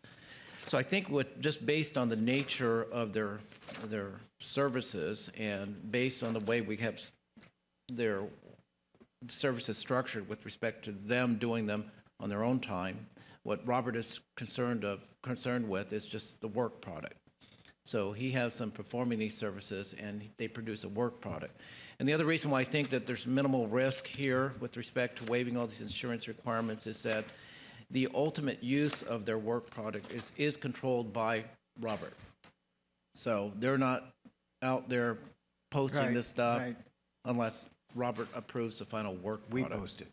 Yeah. We post it. Another service provider posts it. And again, this issue has come up because of our new policy. And so we're going to be catching little things here and there. And we'll have to tweak the policy or make exceptions just because we adopted a new policy that covered all of our agreements. So you feel that the wording one as it is question, now- if I can, Charlie, the Go one ahead. question that I still have a little bit of concern, and that is the waiver of the professional liability coverage. Now, I don't know that this is possible, but I gather they write stuff for us. Is that right? Yes. For example, suppose they wrote something and they gave us a slogan that we really loved, but somebody else had copyrighted that slogan. We didn't know it. They didn't tell us. And we published it, claimed it's ours, or whatever, however else we might have used it. Somebody might sue us for having infringed their copyrighted material. If they did that, our defense would be, wait a second, they pushed that mistake on us. But it's okay, they have malpractice insurance, but they don't. Well, they've got $25,000. Is that single occurrence, single, or is that cumulative? I don't know, but say they've got $25,000. That's all we could recover for them for putting us in that kind of a circumstance. That's probably not going to happen. It's probably a remote likelihood, but it's something that we could be at least conscious of if we go ahead and grant these waivers. If I may share with you, council members, they write 600 words a week for us, submit them in 3 different articles, and provide 3 different photographs to illustrate the articles. They write under a pseudonym that matches the demographic that we perceive as our tourist target market. And those 3 articles and 3 illustrations are turned into me on Friday. I review them. Basically, I'm the editor of them, sometimes sending them back for corrections or different language, but mostly I approve them as submitted, and then I turn them over to Talent Evolution for posting on the tourism website. This is our search engine optimization program, because by writing about all of our restaurants and our resorts and all of the different service attractions in Rancho Mirage and in the desert, the value of our website rises in Google's eyes, and therefore we get a better position and more people happen to find it. So I believe what you have just shared with each other regarding the website is true. I don't believe that we have liability. They do utilize their car to come to events and visit service establishments in Rancho Mirage, but they don't use their car in which to conduct their work. They use it for their transportation to and from the destinations. They submit their materials to me electronically. Robert, and their cost is $32,760 a year? Their cost is 10 cents a word, $600 a week, plus $30 for 3 pictures a week, so $630 a week times 52. And what do they produce? How many articles? 3 articles a week times 52 weeks. Of 600 words or more or less? 10 cents a word, 600 words, you know, it balances. Some of them are 200 words, some are 180, but about 600 words a week plus $30 a week for their 3 photographs. Robert, I have a question. Is there other bids that are put out for this contract for doing that blog, or are they the only ones? In this instance, it's a sole source because they have created these personas and write with these personas, so there's sort of an art craft side to it that's distinctly different than just hiring a writer. They've also worked very, very closely with Talent Evolution and myself to figure out how to maximize their writing in order to draw the greatest number of attention to it in the web world. So in other words, the 3 rule doesn't apply here? Is that what you're telling me? We did not utilize it. We asked the city manager for sole source. Thank you. The classification of independent contractor is a very, very fine line. Dana, I know you've had experience in this, as I have. And in the event, obviously, of a lawsuit, the city gets named. I personally, on this issue, I've got to rely upon counsel that you feel comfortable that the identification of an independent contractor is indeed the case. Otherwise, I struggle with it because I know in an independent contractor lawsuit, it is a very, very fine line. Don't worry, I have malpractice insurance. I hope you don't need it. Well, that's good. Well, that covers us. That's not an idle statement. So, Yeah, Steve, we're and good, right? As far as the issue regarding, let's say, a trademark or service mark or a copyrighted logo, we're not retaining them to provide those type of legal services. Right. They'll produce, if you want, logos or whatever, or a slogan. Yeah. And the slogan would go to you, and then he would come to me, and we would check to see if it was registered as or trademarked or copyrighted. Yeah. In addition, whomever they write about, I share the article with that company on Friday afternoon and get oftentimes a remark back about how much they like it and appreciate it. And because of the voice, the tone of the voice, it's not a very businesslike writing. It's very much a social type of writing, encouraging people to go to this restaurant or to meet the person at the front desk at a hotel. There's, I would say, very little chance to reference a logo, a slogan, and if there is an appearance of that kind of thing in their writing, I remove it. In fact, our training and working together over the years has gotten them so they're very aware of these issues. Let me ask you one thing that they're saying here is that if we do not waive this, am I being strong in saying they won't sign? I think it would be difficult for these 2 service providers to address the $2,000 of additional charges. They write for Palm Springs Life magazine as stringers. Mm-hmm. They write the introductions for most of our galas here in the desert for the personalities of the MCs, and that's their source of income. They are self-employed writers, which is as close to being a self-employed artist, I suppose, as you can get. It's a challenging life, and the $2,000 is significant to them. So if we say no, they say no. I think that's likely. I think it'd be difficult. I think we'd have to find another way. Is there another way of writing a contract that you would think would help here? Anybody? Gloria could address Gloria? You could actually negotiate that cost into the contract, the $2,000, so that they would be able to provide what's required of the contract. Okay, so we've answered, I think, all the questions in regard to trademarking, which I appreciate your mentioning, Steve, that whatever concerns we might have are going to be taken care of by either Robert or the company, or if there are any questions that certainly Steve Q is always on hand to answer whatever questions that might be. Madam Mayor, coming I'll into make a force. motion based upon the wonderful malpractice insurance of our council that the City Council approve consultant's request for waiver of certain contract insurance requirements. Okay. I second that. Okay, we have a motion and a second. Everyone, please vote.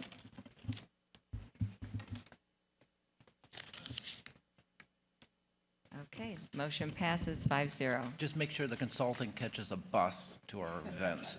Okay. That could be negotiated for. Okay, so now we're going to move on to, well, we have to make a motion on this that we already took care of, and then we'll move on to number 6 on our agenda, our consent calendar. And this will be taken care of by Bruce Harry. And this is an ordinance allowing for an exception to formal and informal bidding procedures and adoption of prices obtained by other public agencies. Thank you, Bruce. Thank you, Madam Mayor. Members of the council. Staff is requesting an exception to the formal and informal public works project bidding procedures with the addition of a contracting option that would permit the city to avail itself to another public agency's contract prices obtained through a competitive bidding process. Chapter 3.34 of the Rancho Mirage Municipal Code related to public works contracts requires public works contracts over $45,000 be formally or informally bid. Such procedures are intended to ensure that the city receives the most competitive prices for its public works projects. Staff believes that it would be beneficial to the city to have the additional authority to allow the city to avail itself to another public agency's contract process obtained through a competitive bidding process. This added authority provides the city with greater flexibility to obtain the most competitive prices, which after staff investigation results in a lower price due to economies of scale, which often allows cities larger than Rancho Mirage to obtain lower prices. The proposed ordinance would require the Director of Public Works, and with the consent of the city manager, to make certain findings with respect to entering into another agency's contract prior to bringing the item forward to the City Council for action. These findings are memorialized in the attached ordinance and identified on page 6-2 of the staff report. The findings were a result of a meeting with the staff and the City Council subcommittee made up of Mayor Pro Tem Hobart and Councilman Kite, who requested that the staff perform an investigation and meet certain findings in order to protect the city and assure that the competitive bidding process was administered properly. Staff recommends that the City Council adopt the attached ordinance. That concludes my report, and I'm here to answer any questions. Thank you. Thank you, Bruce. Any questions from council? I have one question. I have one question I'd like to ask you, Bruce. On page 6-2 of the agenda item, and maybe I can find it in the ordinance. In your staff report, you go down to paragraph E of findings that have to be made if we approve this approach to competitive bidding. I'd like to suggest that where you've got the word additionally, the next paragraph there, that if we put a paragraph F and start with the word if, so the sixth criterion would be if staff finds that there was a protest or claim filed by any losing bidder, a more complete review of the participating public agency's bidding process shall be ordered by the city manager, period. So that's a mandatory requirement. If that finding is made that there was a protest or claim filed by anybody in the bid in the other municipality or other jurisdiction. You follow me? Yeah, I thought that was already in one of the findings here I'm trying to read. I thought we had already added that in. Well, if you did, I didn't notice it. It wasn't included in the outline of the criteria here.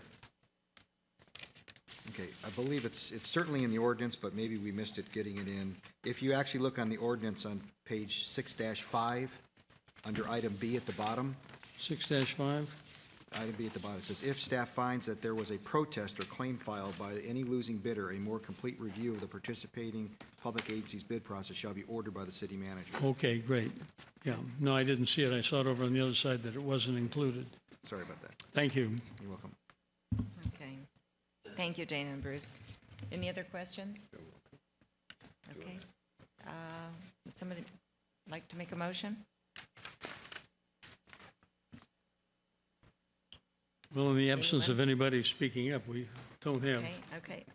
I'll move that There we the go. ordinance allowing for the exception to formal and informal bidding procedures and the adoption of prices obtained by other public agencies.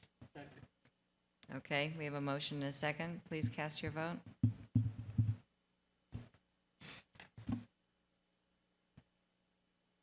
And the motion carries 5-0. Thank you. All right, moving on to item number 9 regarding contracts. Yes, Madam Mayor, I just brought this up because I had nothing better to do. But Okay. and regarding item number 1, Bruce, are you in charge of that item on the list of contracts? Yes. Okay. The whitewater slope protection right now, is that costing the city anything, or is that being paid by the water district? No, the project in treating the slope lining, the brown color that we've done was a ROPS project being paid for by the successor agency. This has been on the ROPS schedule for, at least a couple of years now. The project was delayed to try to get Coachella Valley Water District approval for us to treat the lining, which they own. And after numerous negotiations, they finally gave us a permit to do so. So the work is now completed. Great. Thank you. Yeah. Positive? I'll move acceptance of item number 9, contracts. All right, do we have a second? Second. Second. Okay. Third. Okay, we have a motion, a second, and a third. Yep. Everyone, please vote.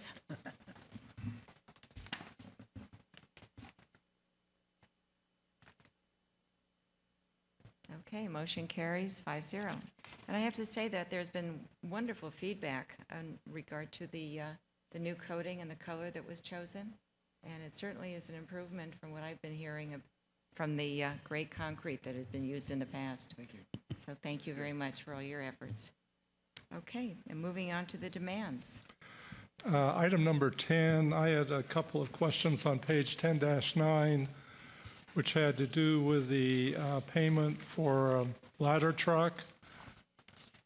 Is this the hook and ladder, or the large truck that's held at Palm Desert? Where's the station? Okay. That's a co-commission.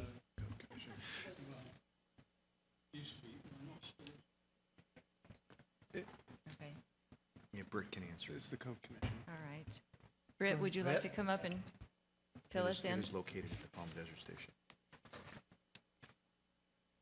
Britt Wilson, City of Rancho Mirage. Yes, the ladder truck is stationed at Palm Desert, and they send it over here on an as-needed basis, and that's a separate charge that we pay to Palm Desert. They are billed by CAL FIRE.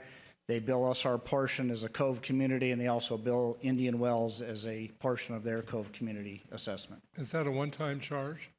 No, it's an ongoing annual basis. It's based on the operation cost of the ladder truck. Okay. So we get four quarter bills. Well, Palm Desert is supposed to bill us quarterly. Because of the time lag and all that, they don't always have the bills exactly in time, but they do. Generally, the bills come in quarterly. Is this brought before the council for approval Is it, or prior to expending the money? it's a standard demand item, a demand warrant item, I believe. It's Okay, just, so you don't have to bring it back to the council then? For No. approval? Okay, thank you. Okay. Thank you so much, Britt. Does that answer pretty much what Yeah, you? thank you. Okay. Well, any further questions or comments? Yes? Oh, never mind. Okay. We have a motion and a second. Please cast your vote.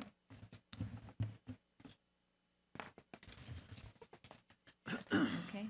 Motion carries 5-0. Thank you so much. And now we will be moving on to public hearings. And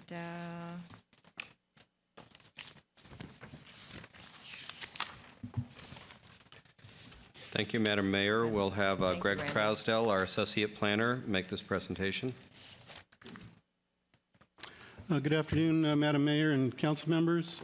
SFP 1403 is a request to establish a 1,038 square foot home theater in an existing attic of an existing two-story home at 11010 Muirfield Drive. The existing two-story home is in Muirfield Estates and was built in 1990 under case number ESF 87-463. City Council approved the two-story home because it had enhanced setbacks. It was in a custom home development and was abutting an existing golf course, and that was per the standards of Ordinance 399 in 1988. The applicant has provided a photo essay showing existing property improvements. As noted, the home theater will be located on the west side of the home over the garages and the parking court.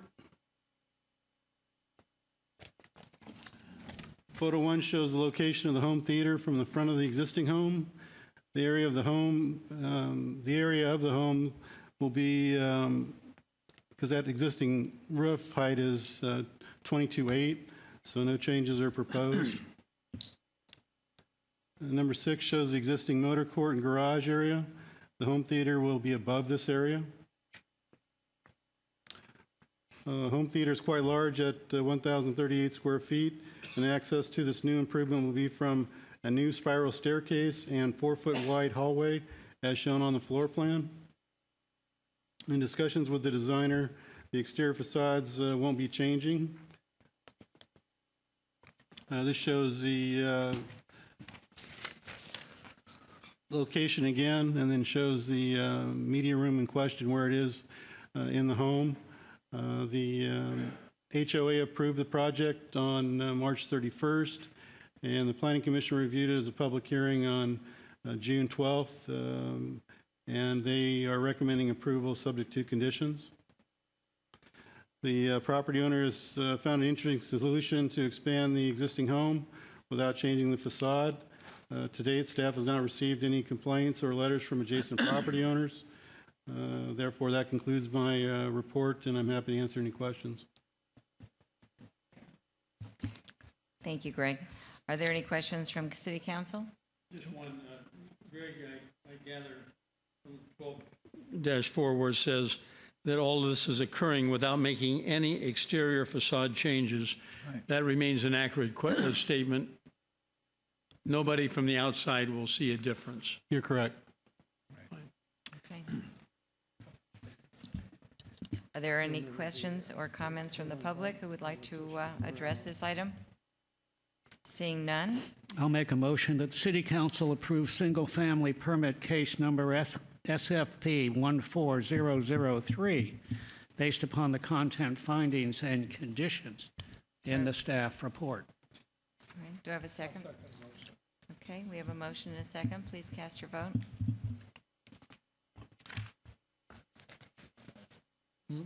Okay, motion carries 5-0. Thank you so much, and thank you, Greg. Okay, moving on to the next 14 item. Thank you, Madam Mayor. Sandra Johnson, our Code Compliance Manager, will present her yearly list of public nuisance abatements and lien assessments for fiscal year 2014-2015. Good afternoon, Madam Mayor, members of the City Council. Before we get started, there are 2 properties I'm requesting at this time to be removed from the list, as indicated on your page 13-4. It's a property located at 7 Dover Court. It's number 3 on your list. We just received payment earlier today. in the amount of $3,231, which is above the assessment amount because it also includes administrative fines, which is great for the city because we're able to recoup some costs that way. The second property would be 30 Calais Circle. So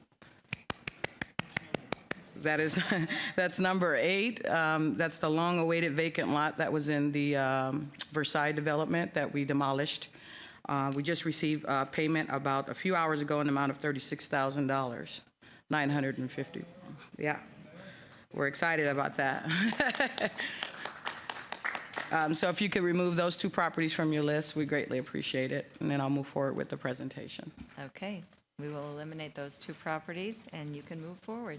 Thank you. Thank you. I would like to note 7 Dover Court is in escrow right now and is pending sale, and the property at Versailles is scheduled to meet with the HOA for rebuild to put a new home on that lot. So it'll be great to see for the community. Well, that one's still going forward with lien, unfortunately. Thank you. Yeah. Okay, you're welcome. Okay.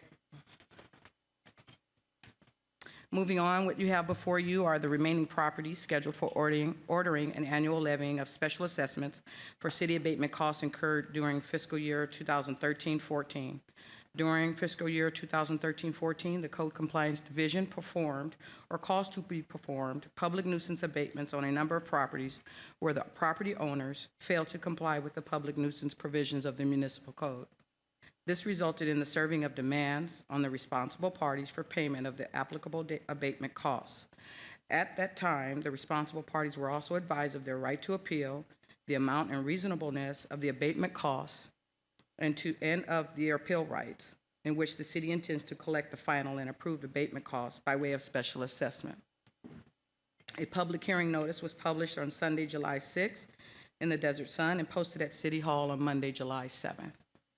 Which is identified on page 13.3 in your packets. This notice was also mailed with a copy of the notice of special assessment to the property owner of record and all identifiable agents, trustees, and banks. Additionally, prior to abatement, the city complies with all required provisions of the Code of Civil Procedure, which is also known as due process, and provide the reasonable parties with an opportunity to abate the conditions themselves. An attempt is made to notify the property owner of record and identifiable agent, trustee, or financial institution regarding the condition of the property that posed imminent health and safety violations. Page 13-4 includes a list of the notices recorded prior to this notice of special assessment. And if you take a moment to look at this, it has little acronyms for it, and those are the various notices that was sent to the property owners prior to the abatement. Each document includes appeal rights and assures that each owner has been provided the right of due process in accordance with the law. Abatement activities included emptying swimming pools and ponds of polluted and stagnant water that promoted breeding grounds for vectors and posed imminent health safety hazards. Removal of junk, trash, and debris, cutting and removing of dry, overgrown, or dead vegetation, securing vacant and abandoned residencies, and treating front yards. The Code Division also contracted services for the demolition of 2 properties that included severe hoarding conditions and a fire damaged structure that had become dilapidated and dangerous. These types of abatements were conducted through court proceedings as an abatement warrant. After hearing any public input, staff recommends that the City Council adopt Resolution Next in Order for 2014 regarding special assessment levies for fiscal year 14-15 and direct the city clerk to file certified copies of the resolution with the appropriate agency. This concludes my report. However, I would like to take this time to acknowledge my code compliance staff as part of the team that continues to assure the quality of life for City of Rancho Mirage: Brian Kephart, Cindy Duff, and Rocio Diaz. Here to answer any questions if you have them. Sandra, could you take a minute and just discuss the Tangier property? I can. I know you can. Have a long history, intimate relationship, 5 years now. It was in escrow, but has fallen out several times due to the lien. The bank wants to try and recover as much as the cost of this lien to the potential new owner, but they haven't had very few candidates that's willing to take on that cost. So in the end, the bank will assume the cost that's going to be a lien today. So given the current circumstances, what do you think the increase in this assessment is going to increase by each year going forward? To be quite honest with you, it's still a value. City of Rancho Mirage, a vacant lot. This assessment shouldn't distract too many potential good buyers in the neighborhood. I think a lot of people just want to cash buy and be able to buy the vacant lot and build to suit. So we'll just have to wait and see how that goes. Okay, from your perspective, are we going to be increasing this amount every year?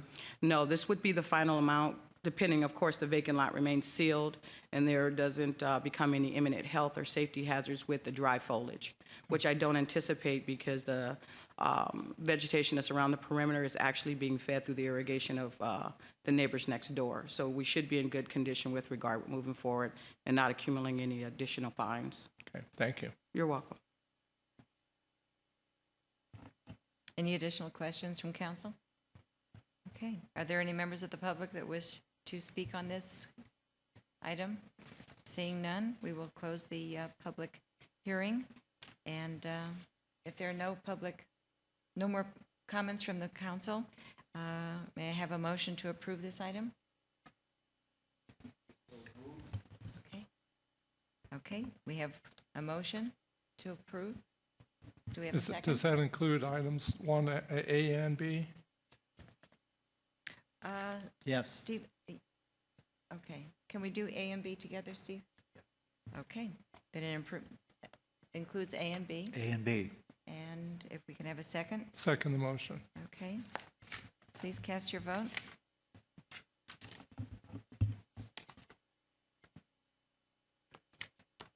Mayor Pro Tem Hobart, could you indicate your vote?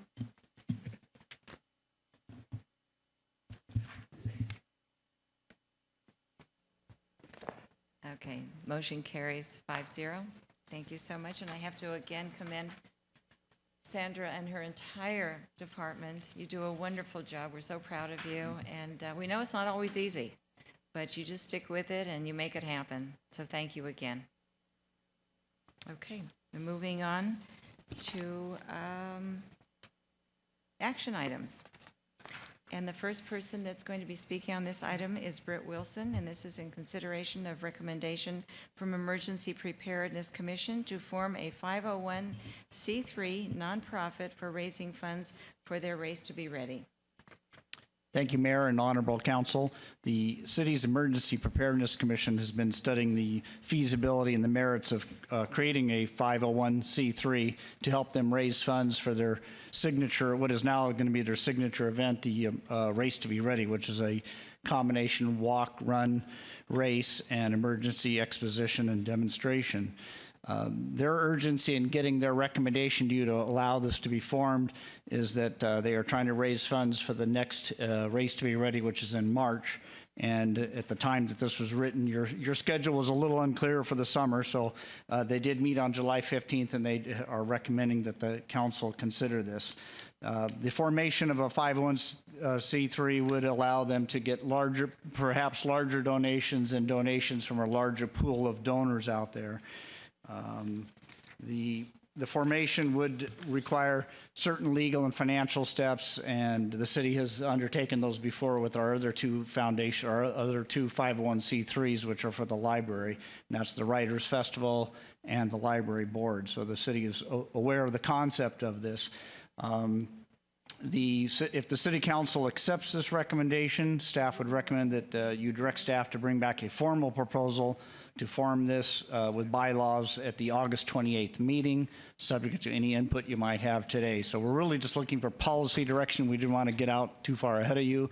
If you like the idea of this, you will see bylaws that I'll work with the city attorney on, and we'll bring those back to the council. So with that, I will turn it back to the Honorable Mayor and answer any questions you might have. Steve, what is the cost of forming a 501c3? And what's the time frame? Well, the cost is fairly nominal because I think the application fee for is like $600 for. It's not very much. It's less than $2,000. And the time most frame? of which is refunded after after the organization gets its tax exempt status. It takes roughly between about six to 8 months to complete the process. If the city council, my policy with the city has been, if the city council incorporates this organization as nonprofit, we provide those services on a pro bono basis, provided that the services are provided in the city of Rancho Mirage. That's my condition. Brett? I do have a question. Brett, when we had the meeting, when I was there, and the major donors brought up the subject of if they're going to give money to this, the Coachella Valley has to benefit. You want to explain that and how you answered that? Well, I sat in on the commission. This is a working commission, so I'm sort of oversight to them, but they conduct their own business. But I did sit in on one of the meetings with one of their major donors, which was KMIR Television, and they said that they would provide they gave us in-kind services valued at tens of thousands of dollars, and they said they wanted to be sure that it was a valley-wide type program. So I guess it's up to interpretation. It's not unlike our library. It is the foundation there. It says it's going to be spent at the Rancho Mirage Library. The library is open to the public. Quite frankly, it's my understanding most of the patrons that use our library are not city residents. So they get the value of that, but it is something in the city.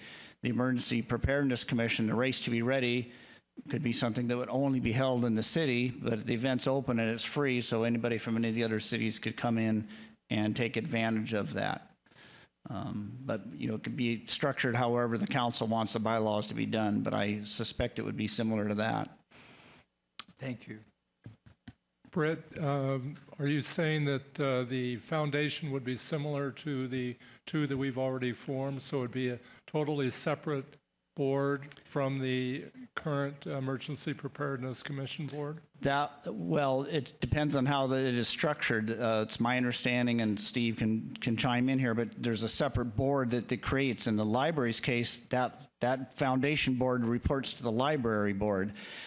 So I suspect that this foundation, if it's set up that way by Steve, it would report to the Emergency Preparedness Commission, but you could direct that you want them to report to the full council. So with that, I'll let Steve chime in with any corrections or ideas. We could also request that a member of the council be on that board. That would be correct. Okay, thank you. And that would be a voting part if they were on it too, if I remember correctly. Yes, I mean, Steve would lay it out that way, I'm sure. Yeah, if the city council is inclined to go along with setting something like this up, it's within the city council's discretion and authority to determine how the board should be structured. I mean, otherwise, anybody can set up a nonprofit for practically any purpose.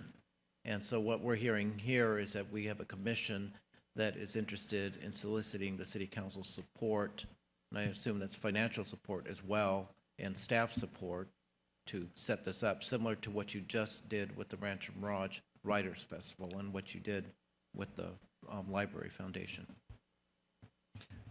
I don't think there's any question that it'll make the Emergency Preparedness Commission easier to raise funds and make a contribution. Consequently, I'd like to make a motion that the City Council authorize the formation of a 501c3 nonprofit and direct staff to take whatever action the council deems appropriate. Second that. May I amend that just slightly with your consent? I would say to direct staff to bring back to the council the proposed bylaws and application documents for final approval. Accepted. Second. Okay. We have a motion and a second. Please cast your vote.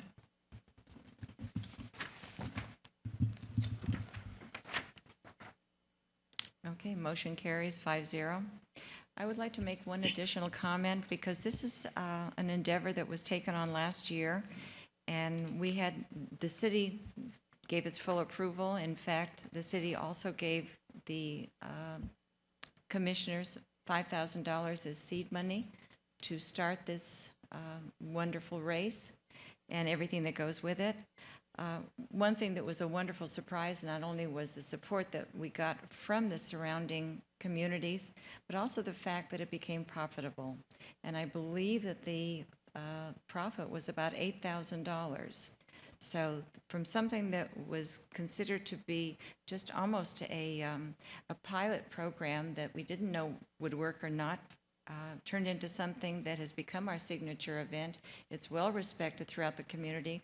We have had a number of other communities ask how to go about putting one of these together themselves. So we're getting all the accolades, and we certainly salute the commissioners for all the work they have done, and we appreciate whatever Britt has been doing because he's been an integral part of all this. Thank you so much.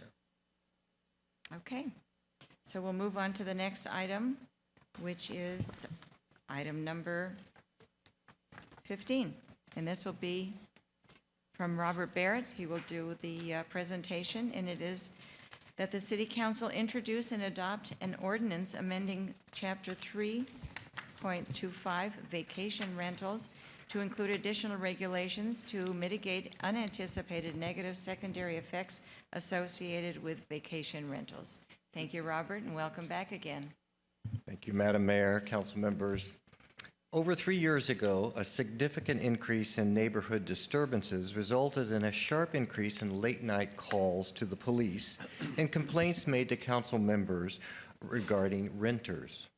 Neighbors of the homes where problems were occurring helped us realize that weekend or short-term renters were the cause of the disturbances. Then Mayor Pro Tem Dana Hobart asked staff to look into the issue of short-term vacation rentals in Rancho Mirage. Ensuing research indicated that over 350 Rancho Mirage homes were being used for short-term vacation rentals. And by the way, we define short-term rentals in Rancho Mirage as 27 consecutive calendar days or less. Staff discovered in the research that consumer demand for vacation rentals was being driven by an interest in an authentic destination experience and a comparatively low price. The majority of Rancho Mirage homes being rented short-term were not causing problems. However, staff discovered that Coachella Fest had introduced our destination to thousands of young travel consumers that had become enthralled with the Palm Springs vibe. These young people, mostly university students who travel in groups and avoid hotels in order to evade supervision and paying what they consider to be high room rates, had discovered short-term rentals in our town. A $3,000 two-night rental fee for a lovely Rancho Mirage home shared by 20 students, each paying $150 for the weekend or $75 a night, makes for an affordable weekend of unsupervised fun. Research revealed another compelling factor related to short-term vacation rentals. Our city relies on the 10% transient occupancy tax, or TOT, paid by our resort guests to fund approximately 1/3 of our annual operating budget. With over 350 homes, each with an average of 3 or 4 or more bedrooms, engaged in short-term rentals, we had in effect the largest resort in town operating in our neighborhoods without any regulation and without contributing to the operating fund that pays for the programs and services that makes our community so attractive to reside in and to visit. You can imagine how our resort leadership reacted to the news that an unnamed and unknown competitor, a mega sleuth resort, if you will, was operating right under our noses without paying TOT. This lack of a level playing field for our resorts was a compelling determining factor for the council at the time to regulate short-term vacation rentals. Staff researched vacation rental ordinances in other cities and developed a series of recommendations. Staff asked regional vacation rental management companies and homeowners to review and comment on the recommendations. The Council's Tourism, Marketing, and Special Events Subcommittee worked closely with the city attorney to write an ordinance. The city's first vacation rental ordinance was approved by Council in July 2011. The ordinance permit application forms and related information were posted prominently on the city's website. Council members and staff attended many neighborhood association meetings to discuss the new policy with residents. The leading regional short-term rental ordinance enforcement expert, Cindy Goslin, was contracted to bring our short-term rental homeowners into compliance. A 24-hour anonymous vacation hotline with the number of 760-833-7999 was established and publicized. a Good Neighbor brochure was published and distributed to all owners of rental homes and management companies for distribution to renters. The brochure outlines the rules and expectations of the city for guests vacationing in our neighborhoods. In the first year, the hotline received fewer than 40 calls. In fact, in the ensuing years, we've never exceeded 40 calls to the hotlines. The 4 same homes in the first year out of 355 were reported on numerous occasions. Staff and Cindy Goslin worked diligently with the homeowners and the management companies of these properties to resolve reoccurring problems. Warnings were given and fines were levied. In all cases, we were able to resolve conflicts, though admittedly, in a few cases, it took months of effort. In the end of the first year, staff returned to council with the following recommendations to amend the ordinance. We asked for the increased permit fee from $60 to $100 to make the enforcement contract management costs self-sustaining.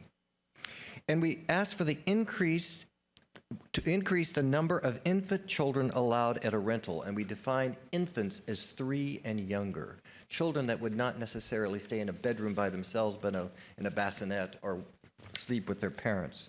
These recommendations were adopted by the council. Today, there are 326 homes registered for vacation rental permits. Our city rules, increased HOA restrictions and enforcement, our supervision of the segment, along with the improved economy, has resulted in a slight decline in the issuance of vacation rental permits. As of the end of May 11 months into the fiscal year, $344,870 of TOT has been collected by this segment. If this segment were to be a resort, it would be our 4th largest TOT generating lodging property. Now, after 2 years of supervision of this effort, it is apparent to Sydney Goslin, Sandra Johnson, our Code Compliance Manager, and me that the great majority of our neighborhood disturbances related to short-term rentals are caused by 3 factors. They are the age of renters, loud music, and the number of daytime guests on property during a rental period. Recently, a series of recommendations were shared with the Council's Tourism, Marketing, and Special Events Subcommittee, comprised of Mayor Iris Smotrich and Mayor Pro Tem Dana Hobart, and staffed by City Manager Randy Binder, Cindy Goslin, and myself. Sandra Johnson provided input, and after 2 meetings of the subcommittee, City Attorney Steve Quintanilla prepared the draft that we are presenting to you today for an amended ordinance. Our recommendations are as follows. Increase the minimum age to 30. Currently, Chapter 3.25 requires that the person who rents a unit be at least 21 years old. This person is defined in Chapter 3.25 as the responsible person who is legally responsible for ensuring that all occupants of the vacation rental unit and their guests comply with all applicable laws, rules, and regulations pertaining to the use and occupancy of the subject vacation rental unit. The subcommittee and staff recommended that this minimum age be increased to 30 years old and emphasized that this person shall be legally responsible for the conduct of all occupants of the vacation rental unit. Second, impose a ban on outside music. Because it has been difficult to regulate outdoor loud music, which requires the arduous task of measuring noise levels over a period of time using a decimal reader, the subcommittee and staff recommended that the city just impose an outright ban on outside music, which would prohibit the use of radio receivers, musical instruments, phonographs, compact disc players, loudspeakers, karaoke machines, sound amplifiers, or any machine device or equipment that produces or reproduces any sound. This would make it easier for staff to respond to resident complaints about loud outside music. And these are why we get these complaints. The subcommittee and staff recommended, however, that outside music be allowed on certain special occasions subject to the issuance of a special event permit. Next, prohibit standing or sitting on rooftops. Due to neighborhood privacy concerns and potential risks of bodily harm and accidental death and other safety concerns, the subcommittee and staff recommended that any standing, sitting, sleeping, lying, walking, or running on the roof of a vacation unit be absolutely prohibited. In particular, the subcommittee and staff recommended that Chapter 3.25 be amended to allow staff to order the immediate summary removal of all occupants and their guests from the rental unit if such a violation occurs at the unit. Define the number of occupants allowed without a permit. So the number of occupants older than 3 years of age allowed to occupy any given vacation rental unit are limited as shown on the chart in the staff report. Because some vacation rentals are used for special events such as weddings, nonprofit fundraisers, corporate events, etc., the subcommittee and staff recommend that more daytime occupants be permitted on any given day of occupancy upon the issuance of a special event permission issued prior to the day of the event pursuant to Chapter 5.12 Special Event Permit. However, if there is a violation at the subject property and there are more occupants at the property than permitted, the applicable fines will be doubled. This is one of the areas where we have our biggest problem. 8 people are at the house, 30 guests are partying in the backyard at 10 o'clock at night. There is enough in our formula to allow daytime guests that is acceptable, but not doubling the number that are spending the night there or exceeding it in some great way. The remaining amendments address late payments of renewal fees, fines related to multiple violations, and fines related to not having a special event permit. The subcommittee and staff recommend that Chapter 3.25 be amended to require payment of the application fee for the renewal of a vacation rental certificate to be paid before renewal of a vacation rental certificate may be approved and take effect. It is also recommended that if someone rents their unit in violation of this provision, that the fine be $200 per day of violation. The subcommittee and staff recommend that Chapter 3.25 be amended to impose a $1,000 fine if a complaint is reported to the city regarding an event, activity, or conduct that required a special event permit which had not been obtained or issued. The fine should be imposed on any such person who committed, caused, or maintained any such violation, including but not limited to any occupant, responsible party owner, or the owner's authorized agent or representative. The subcommittee and staff recommended that for multiple violations at any given vacation rental unit, the following penalties be imposed. A 6-month ban on the rental of the subject vacation rental unit or a 6-month revocation of a vacation rental permit if one had been issued. A permanent ban on permanent revocation or permanent revocation of an issued vacation rental permit regarding the rental of the subject vacation rental unit pursuant to an order issued by a court. And number 3, notification of all record owners of residential dwellings located with 200 feet of the subject vacation rental unit be notified of an imposed ban. That concludes my report. Staff recommends that the City Council introduce and adopt an ordinance amending Chapter 3.25 vacation rentals to include additional regulations to mitigate unanticipated negative secondary effects. Sandra Johnson, Cindy Godlin, and I are here to answer any questions that you may have. And Mike McLean, the owner of McLean Rentals, was here with us until he had to leave, and he is one of our consultants, and he wanted me to tell you that he believes that our city leads the valley in the way we address this issue. Robert, I got to tell you, I listen to a lot of books on tape, but your modulation and explanation was better than the Patterson book I'm listening to. So I hated for your presentation to end. I want you to know that. And I assume Fiddler on the Roof will not be allowed at one of these rental houses.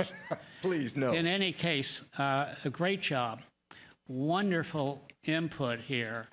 And clearly the TOT that's going to be generated on this program is significant. I mean, it's going to be easily in the $500,000 range before you turn around. So excellent job. Thank you very much. Thank you. Very good. There are better books on tape. Robert, I have a couple of questions. First of all, regarding the noise limitations, the ordinance will now say that there can be no music or any noise outside any time of the day? That's correct, and we are not the first city to move in this direction. Palm Springs has adopted such an amendment to their ordinance. You just can't regulate it. That's been the problem. Isn't that right? That's exactly right. What about... Councilmember Kite, excuse me, we believe that if we were to sit out on our patio and quietly turn on the jazz station, our neighbors would not even hear it. I think that reasonable people will know how to handle this issue in a reasonable way. Yeah. But to allow people to come into our neighborhoods and behave as they would not behave in their own neighborhoods, and then act surprised when we ask them to not play the music so loud that neighbors within 300 feet can hear and beyond, is something we are having a very, very difficult time with. Have we had any input from the other side of this equation, the owners, the property owners? Between now and the second hearing, we're going to convene a meeting of the management companies and a meeting of homeowners as we have in the past to get their input so that they're also fully aware and that they can come to council at the second hearing of this ordinance. Okay, and you and I briefly discussed the question of age.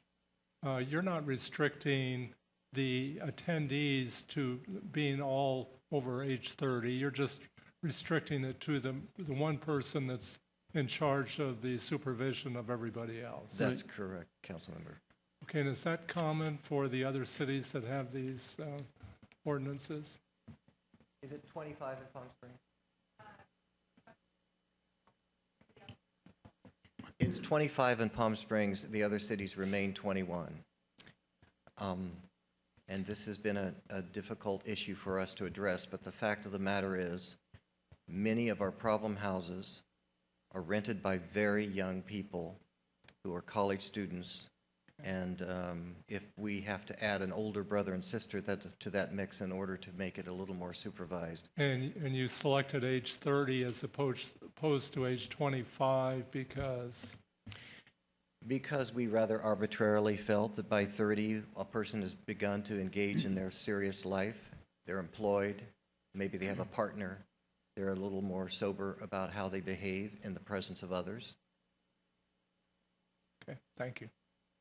Robert, I have a question. How does this affect the river if they want to have a outside event or musical? Is this the same or a different subject? No, it's a completely different subject. There is a special event ordinance that applies in some regard to the river, but not entirely. Thank you.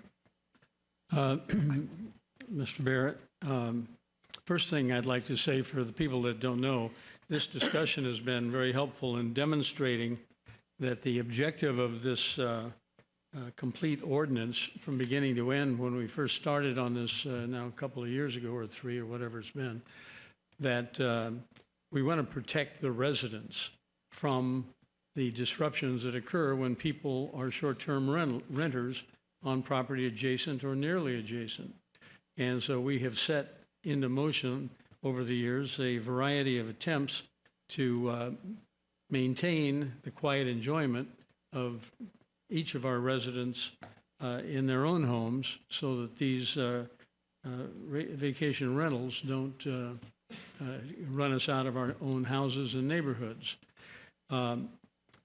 What I've talked with Robert earlier, and this is something that we talked about in our subcommittee meeting a few days ago, a week ago or so. There are two amendments I'd like to make on page in the ordinance. I don't have to worry about where it is in the page, but somewhere in this ordinance there is the word. I'm going to find it.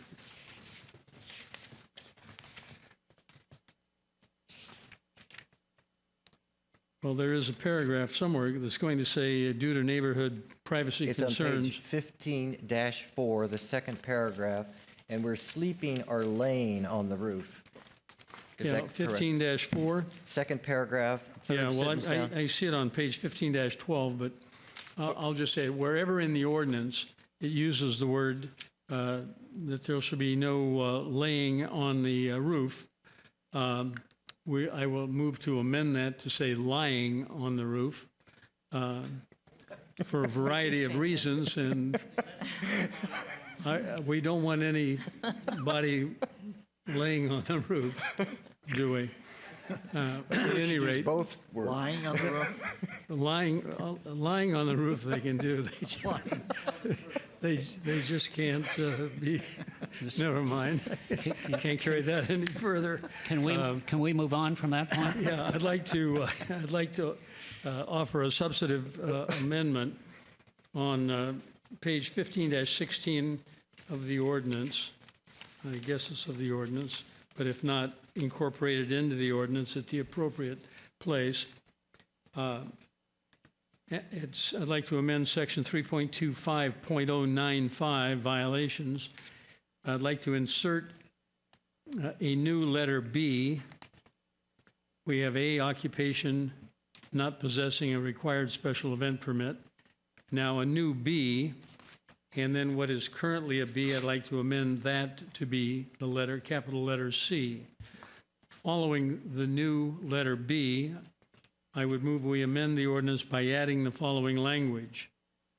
It shall be unlawful for the property owner or the owner's agents, renters, management companies to post signs of any size on the property informing the public that the subject property is available for vacation or short-term rental. The subcommittee and staff were very concerned that by making this announcement that property, in essence, was fully furnished and empty, raised the potential of break-ins and burglaries on that property, as well as on neighboring property that was not even in the program. It brought those kind of people to the community. And we feel that that safety reasons are our primary objectives in moving for this amendment. Am I correct that you and I have discussed this and that staff is in favor of that being added to this? Yes, indeed, staff is in favor of it, and we have discussed it. Okay.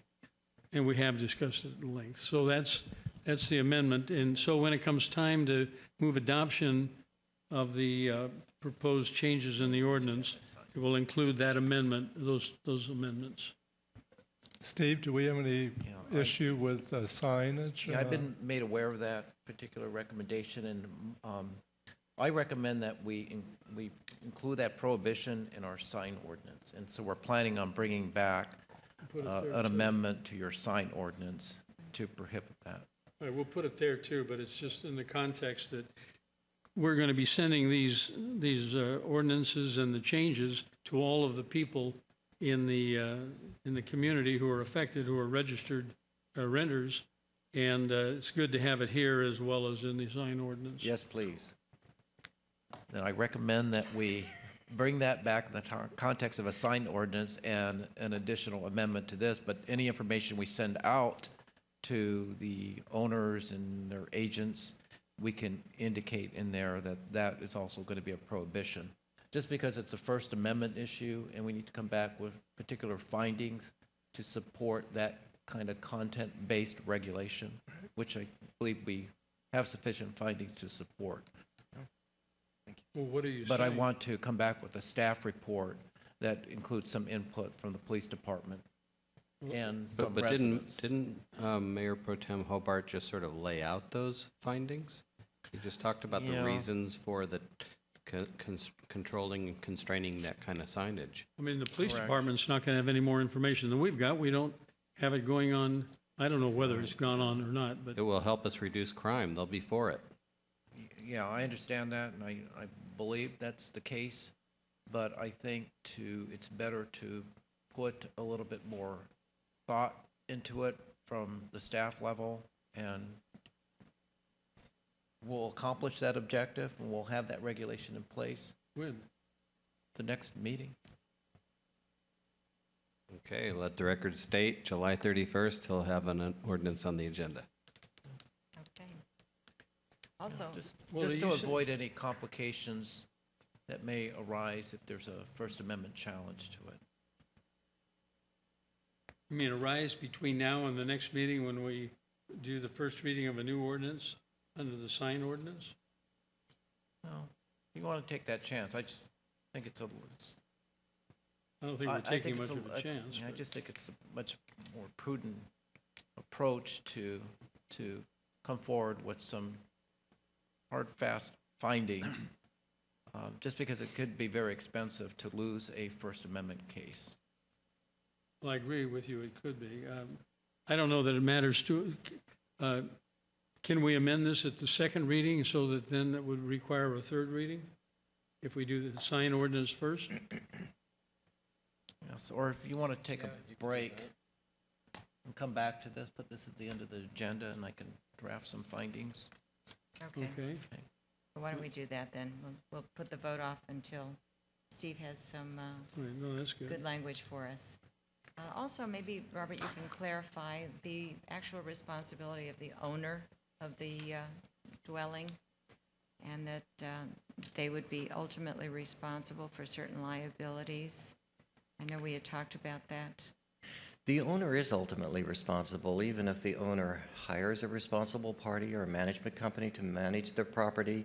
They are responsible, and what is unique or terrific about this process is that before we had a vacation rental ordinance, we were communicating solely to the people in the home during the disturbance. Now, the police and all of us involved in code enforcement, Sandra's team, know when homes are rental homes. And that begins to kick into effect a communication with the homeowner about problems. So we are expecting the homeowners to pay more attention to who they rent their homes to, even if they live in Minnesota or Canada. We expect them to pay attention to the rules of the neighborhood in which the home is situated so that they're not on the other side of the world enjoying themselves while their neighbors here in Rancho Mirage are suffering. So that's the one really excellent aspect about the ordinance. It both addresses the renter and immediately kicks in a process of communicating to the homeowner. And there are fines that make that communication one that's quite sobering. Absolutely. Thank you so much. All right, so why don't we take a 5-minute break, and Steve can work on some language for this, and we'll come right back. Madam Mayor, before I leave the podium, may I please draw your attention to Cindy Goslin, our code enforcement officer, who is so wonderful with vacation rentals. She does such a great job for us. She's probably one of the leading experts in the nation. She goes to national conferences and speaks about our work and always points out Rancho Mirage as the model city. And I'm so appreciative of her work. And then without Sandra Johnson and her team, this wouldn't work. You can have an ordinance, but unless you act on the ordinance and find ways to enforce it, it's meaningless. And I believe that Rancho Mirage, the reason we have problems, yes, but so few problems is because of the great work of these two people and their teams. We absolutely agree. They have been amazing, and we thank them tremendously for all their work and efforts. Okay, so why don't we come back? Do we need to take a break? Well, Steve, I believe you want to go ahead with this? I think we should. Do you have your language, R? No, let's go ahead and move on to the next item. Okay, well, this is the last item. This is the last item, so. How about this? You go ahead and amend the ordinance to reflect that the owner, there shall be it shall be unlawful for the property owner or the owner's agent, renters, management companies to post signs of any size on the property informing the public that the subject property is available for vacation short-term rentals. Vacation or short-term. Right. Subject to the city attorney bringing back for its second reading the appropriate findings to support this prohibition. Exactly. Okay, we're on a roll here. Did I hear exactly? Yes. Exactly. Okay, so I think we've got it all set. Bruce, did you want to make comment? Okay, Bruce, did you have a comment? I just wanted to remind you that there is one more item on that we're going to do a solar presentation on our solar project. Oh, yeah. That's right. Okay. Sorry about that, Randy. No problem, Okay. no problem at all. All right, so what, okay. It works the way we're going anyways. Okay, so why don't we go ahead and I believe that, Pardon me, yes. Are there any comments or questions from the public regarding this item? Okay, seeing none, we'll come back for a motion. Somebody? Dana, I think you... Dana, I think you should do the motion. You should do the motion. He is requesting that you do the motion. Okay, sounds Thank you. good. I move that the city council introduce and adopt an ordinance amending Chapter 3.25 vacation rentals to include additional regulations to mitigate unanticipated negative secondary effects associated with vacation rentals as set forth in the precise language of our staff report, including amendments relating to paragraph B and C of section 3.25095 with the language that has already been read into the record. Not only the language ending with short-term rental, it's subject to the city attorney returning at the next meeting with special findings to sustain such an amendment. And I think that's pretty much it. Okay. Can I have a second on that? I do. You got do. two of them. Okay. I do. All right. Well, we have a motion and a second. Well, it included the word lying instead of laying. And that included the word lying. We instead of mustn't laying. forget that. Okay. We will never forget that. Okay. Vote. Everyone cast your vote, please.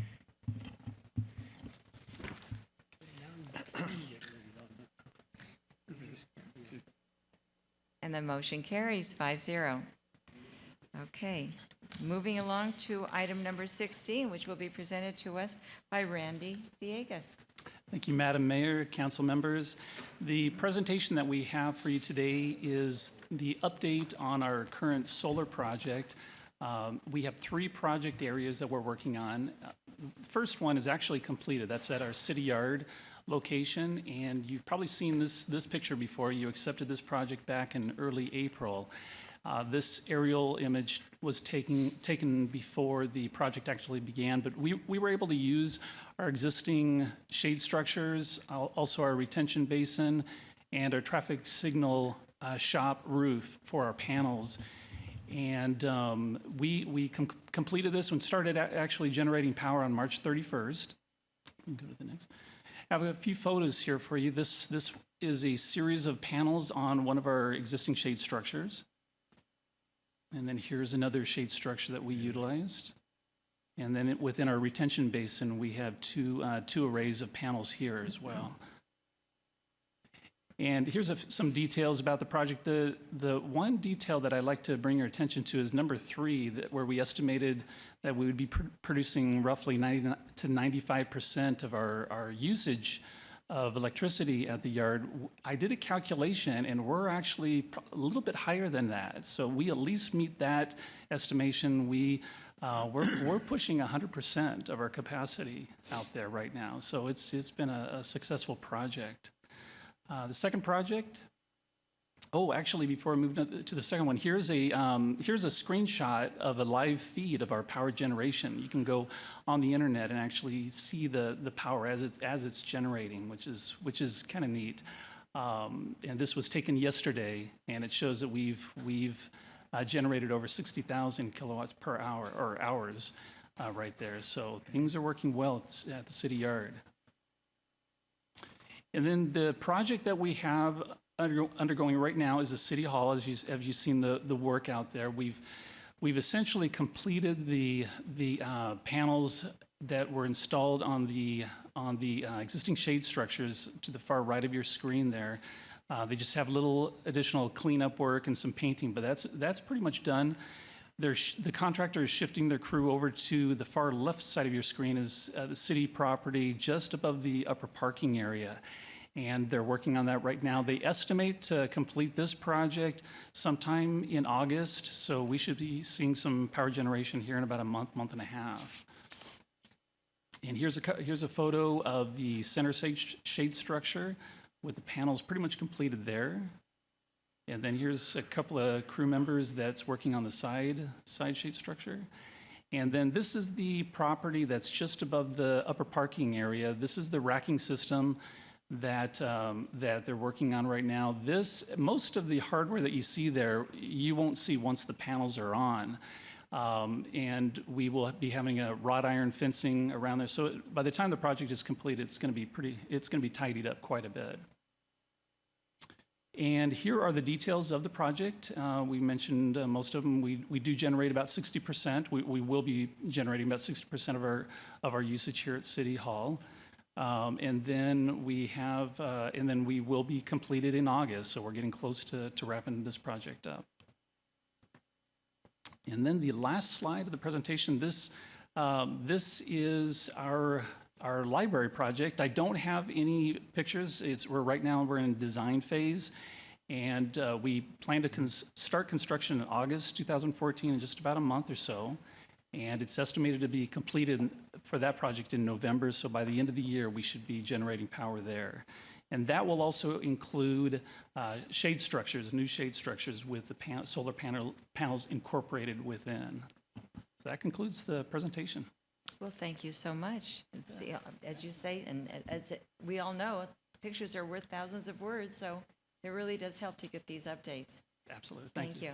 Thank you. Madam Mayor, just a question of Randy. Randy, on the Public Works yard, we're generating about 100% of what we're using. What's the cost to provide that? Did we have any cost in the beginning?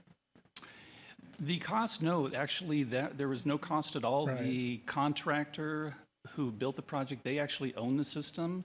And so we pay for whatever power that's generated. So there was no cost, no money out of our pocket at all. Be a great deal, huh? Yes. Yeah. Thank you. You're welcome. Thank you. Any other comments or questions? Okay. Well, no motion. Before we adjourn, though, we have comments from our city attorney, who will announce items that we will be covering in the closed session. Thank you, Madam Mayor.